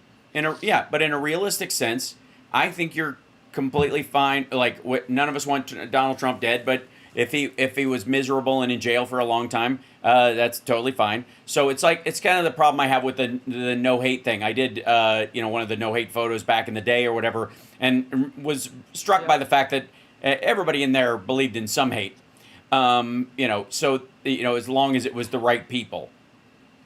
The crucial part of this is that we are in a circumstance that because of the actions of allegedly Tyler Robinson, the right is painting a huge swath of the country as the enemy and the other, and ratcheting up violent rhetoric around this. And in the same way, in the reaction to it, there are people that are on our side going, but for real, back the other direction. And that was the goal of the person who did this in the first place. It is my opinion that much like Donald Trump is a chaos agent, the Kremlin doesn't give a shit who is in the White House. They just want a chaos agent in there to break the thing apart. The same thing is true of this person shooting Charlie Kirk. They just knew this is a set-off, okay? That's why they're not, it's why they're, not, like they haven't confessed and all that kind of stuff. Okay. It is our responsibility in these moments, if you want peace, to be the change you want to see in the world. Well, one of that is, the biggest part of it, I think, for all of us is to not paint all human beings by the actions of a few. No, and especially when those actions are of a few of a few of a few, a subset of a subset of a subset of online behaviors. It is not only bad for your mental health, it's bigotry. That's the definition of bigotry. And just, to quote Woody Allen, the whole idea of like, I'm a bigot, but, for the left, so it's fine. That doesn't fly, especially the more serious the circumstance gets. And so if somebody pokes you as a troll online, they will get the attention. And it's almost been like a living example of what you see in the chat as it's going by and what's being said. And so a lot of people in there have been very supportive of you. They're very upset by how you were treated. I know, the vast I majority, was going to say something. Right. I was absolutely going to thank them because sparklers are the best. I get it, yes. But in the middle of that, I love you guys, and I appreciate that. Look at where your brain went and what your response was immediately. And again, you have to understand that in the middle of all the goodness. Right. No, it doesn't matter. No. It doesn't matter because it's not the majority. And it's not, and anybody who would say something so rude and dismissive or whatever, especially if they're trolling, isn't going to be convinced by your true emotions. And that was my point, was that trolls don't give a shit about the politics of the moment. Trolls want people outraged and upset and brokenhearted and enraged. And, that's what they want. And so there is right. But they're immature, Sad. That's their existence. Who knows who they are, right? And again, and they might, by the way, it might even be something that they want. They could literally be paid to do this. We already know that there are Chinese actors and Russian actors and fucking Indian troll farms that are hired by other people, both inside the United States, outside the United States, mix there to foment this kind of shit. So you don't even know if you're being emotionally upset by someone. It's a stranger. You don't even know if it's a real stranger. And so this is the point I'm trying to make. It's not. Right. Yeah. So the responsibility in that moment is even the person who is carrying on that conversation, the real person that may be inside the country that is parroting something they heard from one of these bots or groups or intentional misfires or agents provocateur or whatever the shit is. And even parroting that, they wouldn't have parroted it except they don't think they're alone in it. If they thought they were alone in it, they would keep it to themselves. But because they think it's part of a greater movement, then they feel comfortable shit-talking because they feel like they've got backup, right? That's a common thing. But they don't. And that loneliness epidemic that we were talking about with Pete has a lot to do with the fact that a lot of people think their backup online is an IRL group, an in real life group, and they're not. They are alone. The people that are giving them thumbs ups and all that kind of shit and commenting on their shit posting aren't actually real. And when they try to form real relationships, right, with those people, they don't exist. And so they they get into these insular groups on and on. Especially, the more ground they cover, the more attention they get, the more the trolls move in, it balloons, everybody thinks it's a movement. And then when they actually try to meet up with some of the people, there's only 3 people in the restaurant, and they're like, what the fuck happened? It was never that thing. They were always living a lie, but they don't know it. Right now, the online rationalism crowd that grew out of the new atheists that I was talking about with Pete that created the Zizian cult, which I wrote that blog about months ago when I brought up to everybody, who had killed 6 people. You can argue Charlie might be the 7th of the Right. ancillary rollover of that Zizian rationalism, new atheism, online fucking, Tumblr offshoot bullshit. And the ease of getting a gun makes it easier for people like that to act on it. But they're just as driven because they Right. think they're surrounded by a movement. And then when it boils down, there's fucking 4 of them, and they can't stand the sight of each other. One of them ends up stabbing the other one and falling off a boat. So this is Diane. If you look at my Substack, there's a whole post about the Zizians. If you want a shorthand of them, they're not the only group like that, and they're so fucking weird. They're not even indicative of each other. They have not even defined who they are themselves, much less enough to be the enemy of any group specifically. They don't like anybody. And so they also don't care about anybody. They have a plan, and that's all that matters. So they can go in. Too. That's just What? I mean, it's just sad. It's sad. It's sad Oh, that's your whole life. It just makes me right, sad. but because yes, to not have any joy in your life, to like your whole existence is you're angry and you find other angry people and you go be angry together. Yeah, Like, see, what it's does not that do? I simple don't though. get These it. people don't think they're angry. These I people know think it is. I know. you're looking at it I from get your it. emotional state right now, and you're overlaying it know onto I them. They're having a great time. They think for a little while they Yeah. found their clique. And then they end up killing some people like it's fucking Heathers, and then it all starts to fall apart because it was always built on a lie. And it ain't new. Yeah. This shit's been around for fucking ever. These guys might as well be Thulsa Doom and his followers in the Conan movie. It doesn't matter. There will always be disaffected people. They will always be kind of acting out on this. And our goal should always be those of us that care about the greater good of the general populace to just survive this and be themselves, to move from being human doings to human beings. If we give a shit about those kind of things, one of the things we can't do is give more ground to those people than they deserve ever. I read Heathers right then. Ever. Well, Right? Yeah. Yes. And fortunately, and first of all, thank you. Everyone in the chat, I will be fine. I just wanted to express how angry I was about people attacking me personally and threatening my life. And I wanted to share that because keeping that a secret, because people are like, don't put the screenshots online. And then other people are like, definitely put the screenshots online. And other people are like, you should delete all of your social media. And I'm like, I will never delete all of my social media.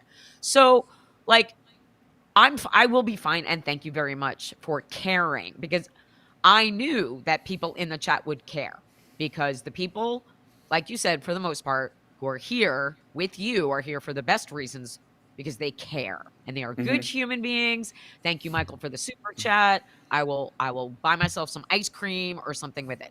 But I will be okay. I think, we will all eventually, like in our own ways, be okay. Right? I'm just mad. I'm just mad right now because this is another manufactured distraction, and it's doing the things that you say. And there is a bigger conversation to be had about the way people treat each other and the way this has developed over the years. And there's always been this in the world. And this is also a conversation that we've had with our friend John Fugelsang regarding the way people treat each other based on, and the way that they bring biblical stuff in it, because so many of the people who have been threatening me this weekend also have crosses in their bios. And, there's that aspect of it too that we don't have time to go into. Sure we do. I know that there are more. Do we? Yeah. No, we're at the end. Oh, no, right. It's 11. So, You're right. But maybe the next time, but I can tell you that most of the people who've been threatening my life since Wednesday, when it happened, was only Wednesday when Charlie was shot. Since Wednesday, I have gotten more horrific trolling responses. Again, most of them are fake, blocked all of them, reported the death threats. But then there are the real ones. There was one who's absolutely real, who who responded with, "Find out where it works," meaning where do I work? Calling me an it, Right. dehumanizing me by calling me an it and finding out where I work. Right here, man. I work from home. This is where I work. So, are you and your friends going to show up outside my building? Because if you are, I'll call the police. Like, we have to be sensible about this stuff. I would never, ever, it's stupid, and it needs, that's why I wanted to talk about it. Yeah. Because people are like, and I'll tell you this, and I will go a little over to tell you this, but when this first happened to me in 2016, before we understood it all, before we understood how they operate and why and all of the things, and I consistently called the FBI cybercrimes unit, and they never did anything about it. There were people who dropped out of my life because they were afraid they would also be harassed by these people. Because we didn't understand how it worked, my local law enforcement didn't know how to deal with it when I got death threats because they thought it was just something from the internet. In the 10 years that's elapsed, the people who perpetrate have really not changed their tactics at all. They just have better technology to do it with. You know, they already had the burner phones, but now they have AI. And that is part of it is really dangerous too, because it helps protect them. And we're not protected. I'm not protected when they do these things. The best thing that I can do to protect myself is to call the police and make a real police file. Contact the FBI. Let my building management know that this isn't a situation. But let people who don't have to live like this know that this is something that happens. Because there are people who don't know this happens. There are people who this doesn't happen to, even if they are someone who's active on social media. It doesn't happen to them. They haven't, for whatever reason, become a target. My name is on some list with other people's names. That's not okay. It's not okay.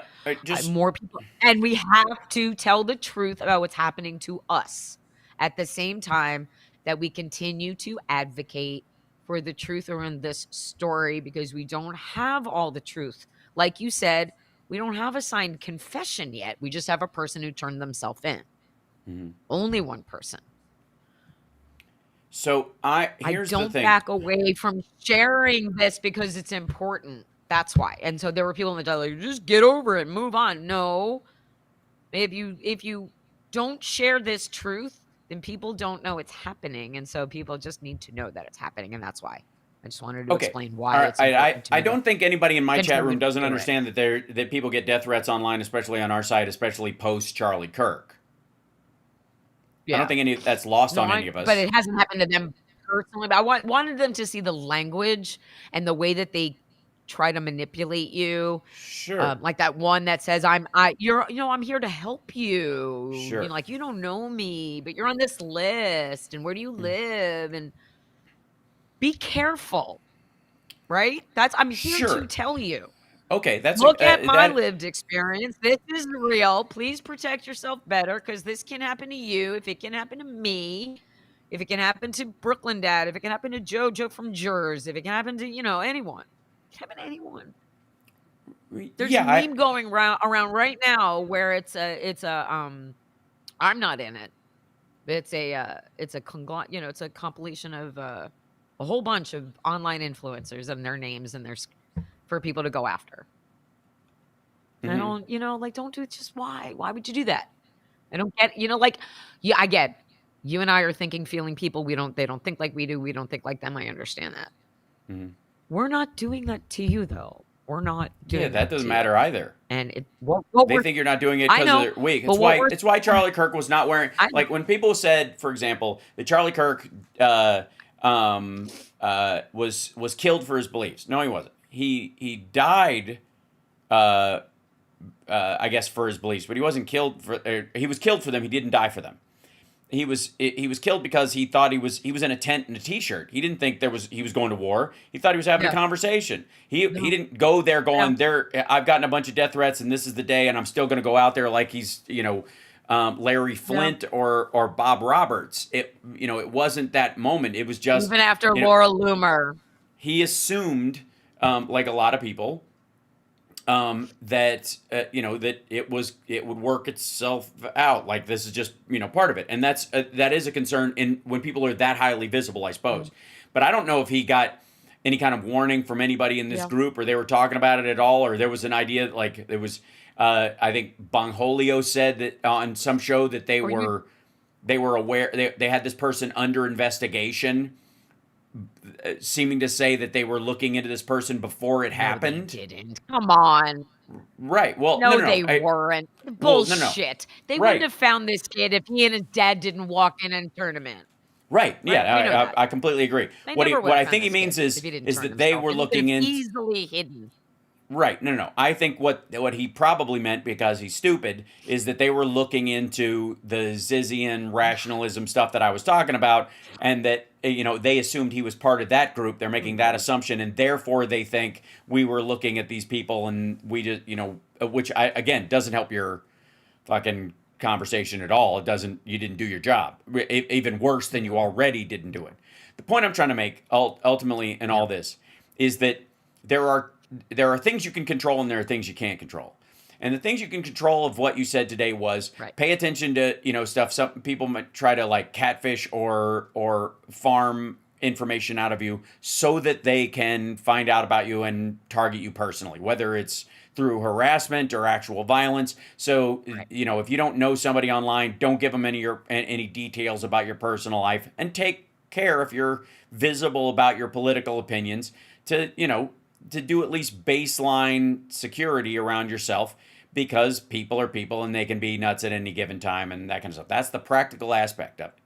The other thing that's right. That's why I had to move. I had to move because I got death threats. I had to move out of my garden apartment to a secure building. Right. So what I would say is, good. No one should have to do that. I agree. And Charlie Kirk had security at all of his events, and some people thought they were in on it. And there was all this conspiratorial bullshit that was going on behind him. But Charlie Kirk, even at that situation, had to have the hand people signals. there. Right. Charlie Kirk had to have security with him all the times just to talk about things. He shouldn't have had to do that either, I would argue, in a truly safe society. So that said, that part you can do. The rest of it, and I think the bigger part of the responsibility is do not allow people online who do not have a stake in either political movement, in any move at all, to bait you into adversarial beliefs about your fellow human beings. And that's exactly what the majority of online trolls do. That's the goal of it. That's very smart. It's not victimization, it's paranoia. They want you, you could argue that this was, there was a big part of what Russia did with the anti-racism movement, was try to feed all this thing in there, that there's this idea that there are only two types of of white people, those that hate you to your face and those that hate you behind your back. Well, what does that do to a group of people? That's the kind of shit an abusive boyfriend tells his girlfriend. You're like, your friends, you might think they're going to help them, but they really talk to me, and they don't like you very much either. So that you can't get help, and you can't find people who actually do love, or realize that the vast majority of people out there, the only person abusing you is that boyfriend. The only person controlling you is that boyfriend. And if you could speak to anybody else, you'd realize that those are lies. That everybody you run into would tell you not only that you're fine and you deserve to live and you deserve goodness and real love in the world, but they would tell you to get the fuck away from that person. And so this is what I'm saying to you: that internet, in especially X, is an abusive boyfriend telling you that the world it hates you so much that they have to keep hitting you so that you remember that because the world is so dangerous. And that is toxic as fuck. That's right. And you have to be aware of it. You have to be aware of it. You what, sorry? Yeah, no. So no, I am. There's so much of it never touches me, but these last few days have been the absolute worst that I have ever seen on Twitter since 2016. Because there's a lull in it, and there's it goes like this, right? There's outrage, and then it dissipates, and then there's a new outrage, and it dissipates. But as far as the coordination with the messaging on this, This is like nothing I've had. Like the immediate messaging, immediate before they knew anything at all. That was like nothing I had ever seen. Well, yeah, but before. the assumption Swarm was of because misinformation. but there it wasn't like it was because of a random shooting on the street. It was Charlie Kirk, and he was known to these guys as Right, you know right. as political. So what? Of course, they were going to react like it must be, you know, a left winger because he was so right wing. The binary aspect of this was easy to trigger, and therefore it rings the dinner bell for the fucking trolls and says, guess what, everybody is Right. encamped, and it doesn't take anything to set if it was once it gets watery, once they start having a hard time pinning on and stuff, that's when they started eating each other, if you notice that. And if everybody hadn't Right. just Yes. immediately bifurcated into two camps, that watery part would have eaten at maggots more than anything else that any like asshole on our side who decides that now's a good time to dunk on a dead guy, no matter what you thought of him. Again, I've made this point about And now like the they've fucking martyred Herman him. Cain. Herman Cain is just as dead as he was the day he died because he went to a fucking Trump rally during COVID with no fucking mask on and unvaccinated. That's right, I remember. There's time. You know how long it would. You know how much time you have to deal with the fact that Charlie Kirk may have been, in your opinion, an awful person, a racist, a bigot, a hypocrite, and all that kind of stuff forever. You know why? Because that's how long he's going to be dead. He's dead. That's It's right. not an injury. That's It's right. not somebody who was in the fucking hospital and he got out over the weekend and everybody was like, okay, we waited until he was, we found out if he was going to live or die, and now we can shit on him all we want or whatever. Like while he's No. in a fucking wheelchair, Right. like Larry Flint. Right. Again, no one has to silence you about fucking Charlie Kirk, and you don't have to take the bait on who. Most of us in this circle occasionally gave a shit about Charlie Kirk and recognized that the falsity of Turning Points USA and all this kind of stuff was bullshit and a great target for an example of how MAGA is full of shit and that they pretend to have Christian values and they don't. And that's still true. Right. It wasn't about him. And the more you make it about him and they try to sanctify and saint him, and we go, no, wait a second, we get dragged into that same bullshit instead of going, the whole message is horseshit. Right. And if you get it dragged down into the minutia of blood for blood bullshit that they want to trigger, you denigrate your own side. You slow the roll. Right now, so many people who were pro Luigi and are tap dancing on Charlie Kirk's grave. When the fuck am I gonna take you seriously about trying to get rid of the death penalty ever? Because apparently you're for it, as long as you like the target. And as long as there's no trial, right? Right. So fuck that. No, and part and parcel to this whole thing is recognizing that if you care about human beings and you care about the people that Charlie Kirk was attacking, and that Turning Points USA and fucking CPAC, which is, we all know that Turning Points USA is a rollover from CPAC. They're trying to remove that from Matt Schlapp and move it to another organization. That's where the fucking money came from for Turning Points USA. It wasn't about the youth and the youth movement. Half the audience at these fucking gatherings that he had was just the CPAC audience. It's nonsense. But because Matt Schlapp was fucking fondling dudes, they had to move this to a dude they knew was straight. That's it. That's all this was about. And the hypocrisy will still be the hypocrisy. It's not about this fucking guy. And the more we get baited into talking about this fucking guy, the more control they have over the narrative, and the less we're talking about the fact that Trump is bullshitting about TikTok and bullshitting about the fucking tariffs and the jobs numbers and fucking Russia and like all the shit he's failing at.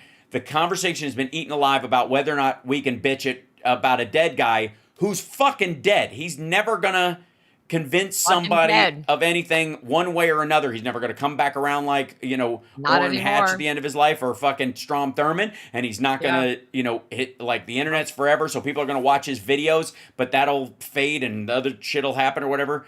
He doesn't matter to this whole thing, to this conversation, unless we make him matter more than the message itself. And that's what they're counting on. They're counting on us making it about Charlie Kirk. You can't defame a dead guy. You can. Yes, you can. You can denigrate his family name and his children and his wife and his friends and all that. This. Right.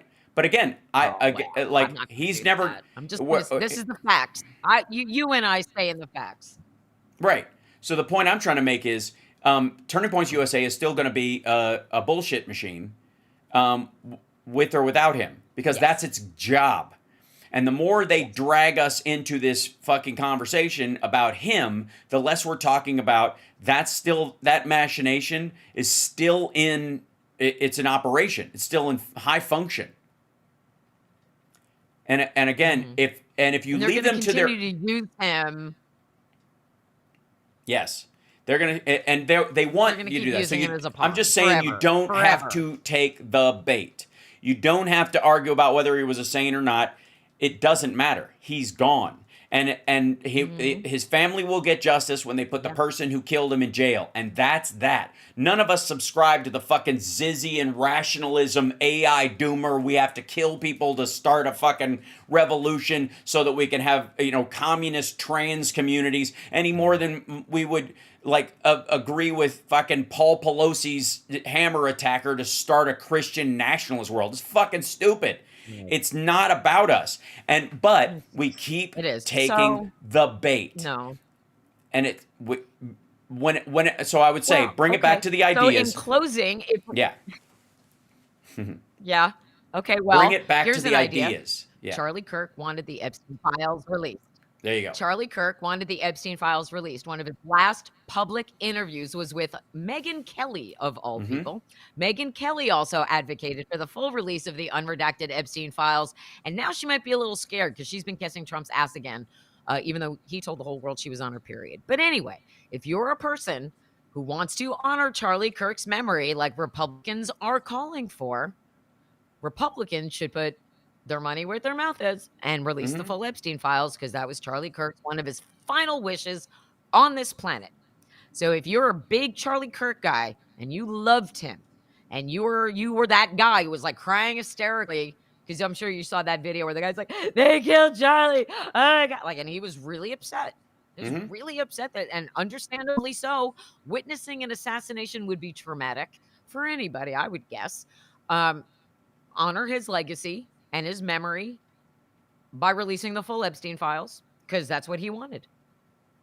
That's one thing I agreed with him on. So I have been saying, you want to honor him, there you go. If you don't, then maybe you didn't really honor Charlie. I mean, if you're Trump, they were like, oh, how you doing? Your buddy Charlie Kirk died. He's like, yeah, it's a terrible thing, but we're breaking ground on the ballroom. Trump doesn't give a shit. Trump doesn't give a shit about Charlie Kirk. Does not give a shit about his wife. Does not give a shit about his children. And also, but he'll use him. He will use him as a distraction from the Epstein files. That would have gotten so much more attention from MAGA if they weren't busy running down people online who were fighting against the deification of Charlie Kirk. If the vast majority of people on our side had just gone, you know what, in 5 years we can argue that he was full of shit this whole time, but the guy's dead, so I don't care. We'll talk about issues, and I'm going to stick to what path we're on. If we'd have all stepped back and it didn't end up being about whether or not Charlie Kirk deserves the attention or whatever and all that kind of stuff, if we'd have dialed that back, MAGA would have noticed Trump going, how do you like that ballroom? Well before we did. They are starting to, but they would have done it at the time.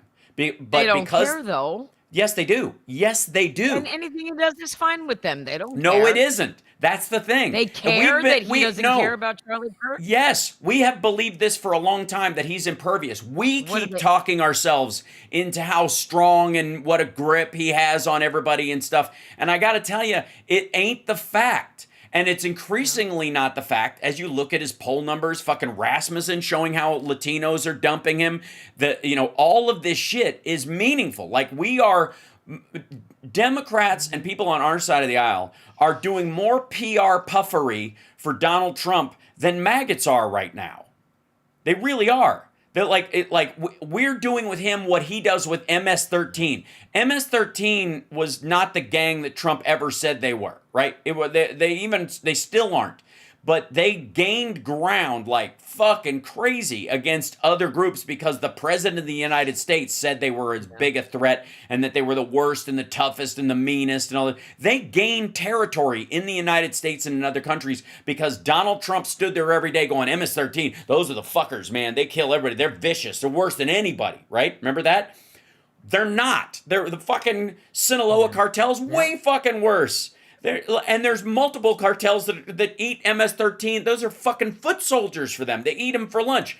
But his sales pitch convinced a bunch of people and got a shit ton of people killed because they didn't even feel like they could defend themselves, because if they tried, this giant gang would kill their family members. Same thing. With us and Donald Trump. We need to stop being convinced that Donald Trump is the fucking man and that he's impervious and that, we're looking at him like he's fucking Drago and you can't, he's like a piece of iron. You. No. Right.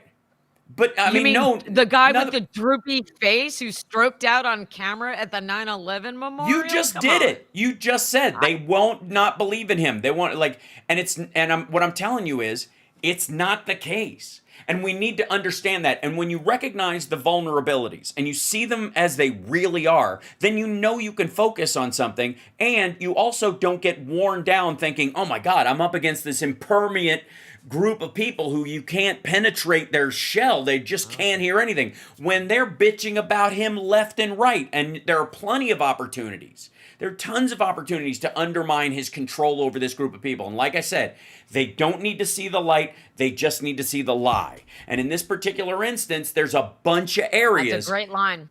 There's a bunch of fucking areas. I came up with it when we were talking on your show. There's a bunch of areas where he's vulnerable on a bunch of these issues. But if we keep talking ourselves out of this, right? If we keep saying they're never going to believe this, like they've gone, okay, because they don't give a shit about women and adult women getting pawed. They think women are lying about this kind of things to go after celebrity and money. They can bullshit themselves. They don't give a shit about real estate because they don't know how any of it works. So they don't give a fuck if he lied. He was just working the system. They don't get, right? Like some of them have enough soft racism to think that he was railroaded about not renting to black people. They don't give a fuck. But what they do give a fuck about is some of them have got daughters. And they've got friends who've got daughters. And they all go to church and they see those daughters. And they think there's a human trafficking group that is scooping these fucking girls up and throwing them into a meat, grinder. And Trump and Epstein, Epstein was definitely part of it, and Trump might have. And that's bugging them, and it's sticking. That's right, but that's what I'm saying. It's there, and it's haunting the shit out of them. So you gotta, I know. When there are vulnerabilities, we can't allow their lie to be our lie. No, never. And one of the things I did tweet was Donald Trump was in the Epstein files before Charlie Kirk got shot, and he'll still be in the Epstein files every day after that. Right. And that is just true. Right. That's just true. And I would argue you could have said that, it would. Trump is still in the Epstein files. Like, it could have worked just that well. Does that make sense? You could have just said that. It's true. And they wouldn't have been able to. And I do tweet that, by the way. No matter what, he's still in the Epstein files. No matter what else he does, he can send troops. He's not sending troops to Illinois anymore. That's not happening. Now he's going to send them to Memphis. Now he thinks he's sending them here. No matter what he says, no matter what he threatens, no matter what he tries to do to move the goalpost to get you to look over here so you don't look over here, he is still in the Epstein files forever and ever. In the Epstein files, not just in the birthday book. The Treasury Department has its own set of Epstein files separate from the other Epstein files. And Putin has his own Epstein files separate from the Epstein files that the Treasury has. It will continue. It will go on and on. We're going to be talking about the Epstein files long after we've stopped talking about Charlie Kirk or the person who rises in Charlie Kirk's place. And I understand Charlie Kirk is, a symbol of what it is, and it's a converse. They're gonna find another person to put in his place, and when that person decides that it's time for them to go, they'll be. Ben Shapiro, I think, is rubbing his hands, waiting waiting for his turn, like it's my turn to step up now. Charlie's out of the way. Who knows? I don't know. But what I do know is that those of us who remain in the world where the truth matters and continue to write about the truth and respond with the truth and talk about the truth have to hope that it will be the truth that always rises to the top, good, bad, or indifferent, regardless of who it's about. And on a final note, because we're so over, tomorrow on the Tara Show, which is on the Political Voices Network, Devlin and I are welcoming Dr. Jeffrey Grammer, who has lots of experience in looking at the cult mentality. Also works with veterans and has done. I'm going to be spending the rest of my day watching his videos, and I can't think of a better. We had him booked before the Charlie Kirk thing happened, and so. But now I feel like I want to have a one-on-one session with him, and anybody who watched this whole thing would believe that I need it. It's cutting through the bullshit and going into the pathology and how we deal with this and what we do moving forward. I think it'll be a really good chat for everyone to come and watch, because here's someone with a degree in helping people get through life and helping them cope, helping them become stronger mentally, which we could all use right now. So again, going back to, I don't want anyone hurting each other. If I can use whatever small amount of online presence I have to actually help people, I'm going to do that. So everyone who's in the chat today, thank you so much for your generosity of time and your generosity of spirit. Come join us tomorrow, 2 p.m. Eastern, 11 a.m. Pacific. I'm going to be asking him real questions, trying to get to the heart of the matter of how we go on together as a country. Where do we go next? How can we have better conversations so that nothing like this can happen again? Because I don't condone political violence. I do believe that we're going to see something, we're never going to not have something like this in the country. There's always going to be a faction that's trying to start shit. I want to know how we go on together as a country and keep our collective wits about us. Because that's also really important, is to stay here in reality and use real tools, real equipment mentally to stay here in reality and not let it get the best of us, either, no matter who we are, right? Yeah. So everyone, please come and join us tomorrow. Yes. And also, I'll be on this afternoon dissecting all the freak out and burn down, and Donald Trump's having moved on faster than like anyone in Kirk's circle. But I'm gonna make a I'm gonna make a quick. I'm sorry. Yeah, I'm gonna make a quick the man prediction. Who buried his wife and then played golf, or his ex-wife, then played golf immediately. He doesn't care. This book by Eliezer Yudkowsky and Nate Soares is going to be on the Shooter's bookshelf. It's called "If Anyone Builds It, Everyone Dies." It's an AI doomer book. And it will be, you don't need to read it. I don't want to read. I'll read John Fugelsang's book instead. Read my book instead. Why superhuman AI would kill us all is the subtitle on this. That might be a book on tape. I don't know that they took time to read it. But they would have an AI do it, wouldn't they? Maybe. But I guarantee that book is in their lexicon. I guarantee it. That will be found out. Yeah. Meanwhile, read the book instead. It's fun. There's sex in this book, and people who love each other, and rock and roll, and Foo Fighters Easter eggs. And Foo Fighters just played their first show with their new drummer over the weekend, and I could have enjoyed that. I could have enjoyed those videos a whole lot better if the situation was different. But anyway, rock and roll will save your soul. One of these days, I'm going to teach you the secret to joy in life is finding happiness in the things you cannot change. And music. Find happiness in music. You know what I did? You know what I did the other night? And then I'll let you go.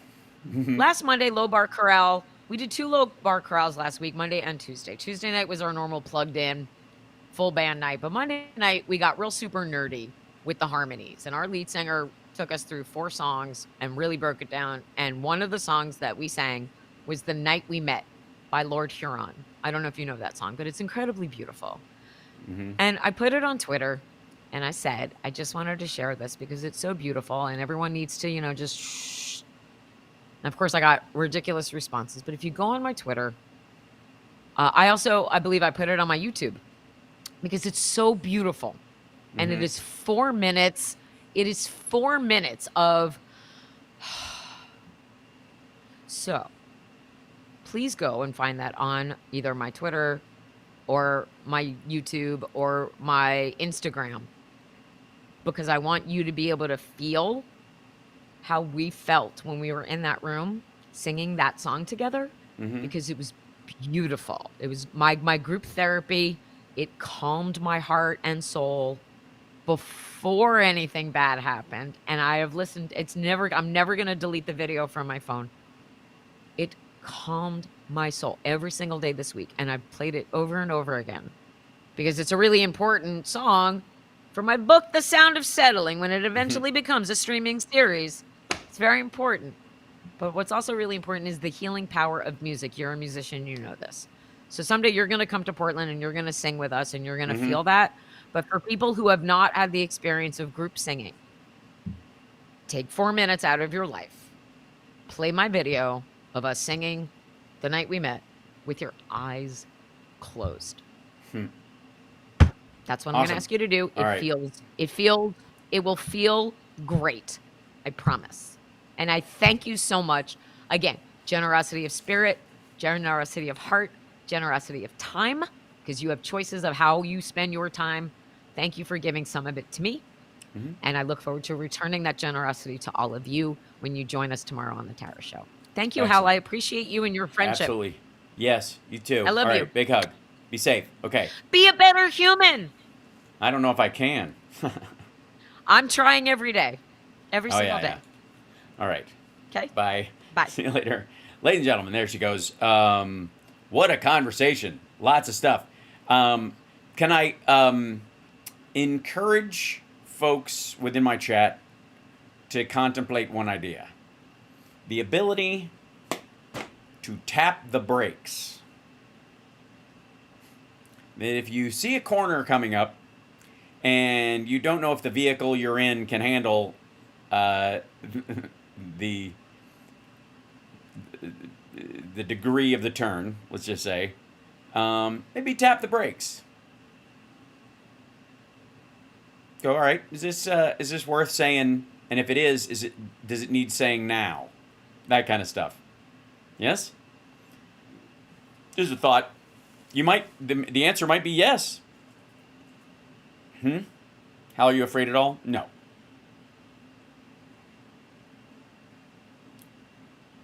I have concerns, and all of them are about just being a better dad, friend, boyfriend, that kind of stuff. That's the stuff within my locus of control. I have a moral responsibility to not care about anything I don't have a direct input in. So that's why. So anyways, much love to you guys. I will see you guys this afternoon. I also say, just for a second, you also don't have to, as serious as people want you to take their argument or their beliefs, perhaps don't, unless you have a real reason to. Maybe. Just a thought. I think this is one of my AI theme songs. I'm gonna go with it. All right, I'll see you guys later. Be good.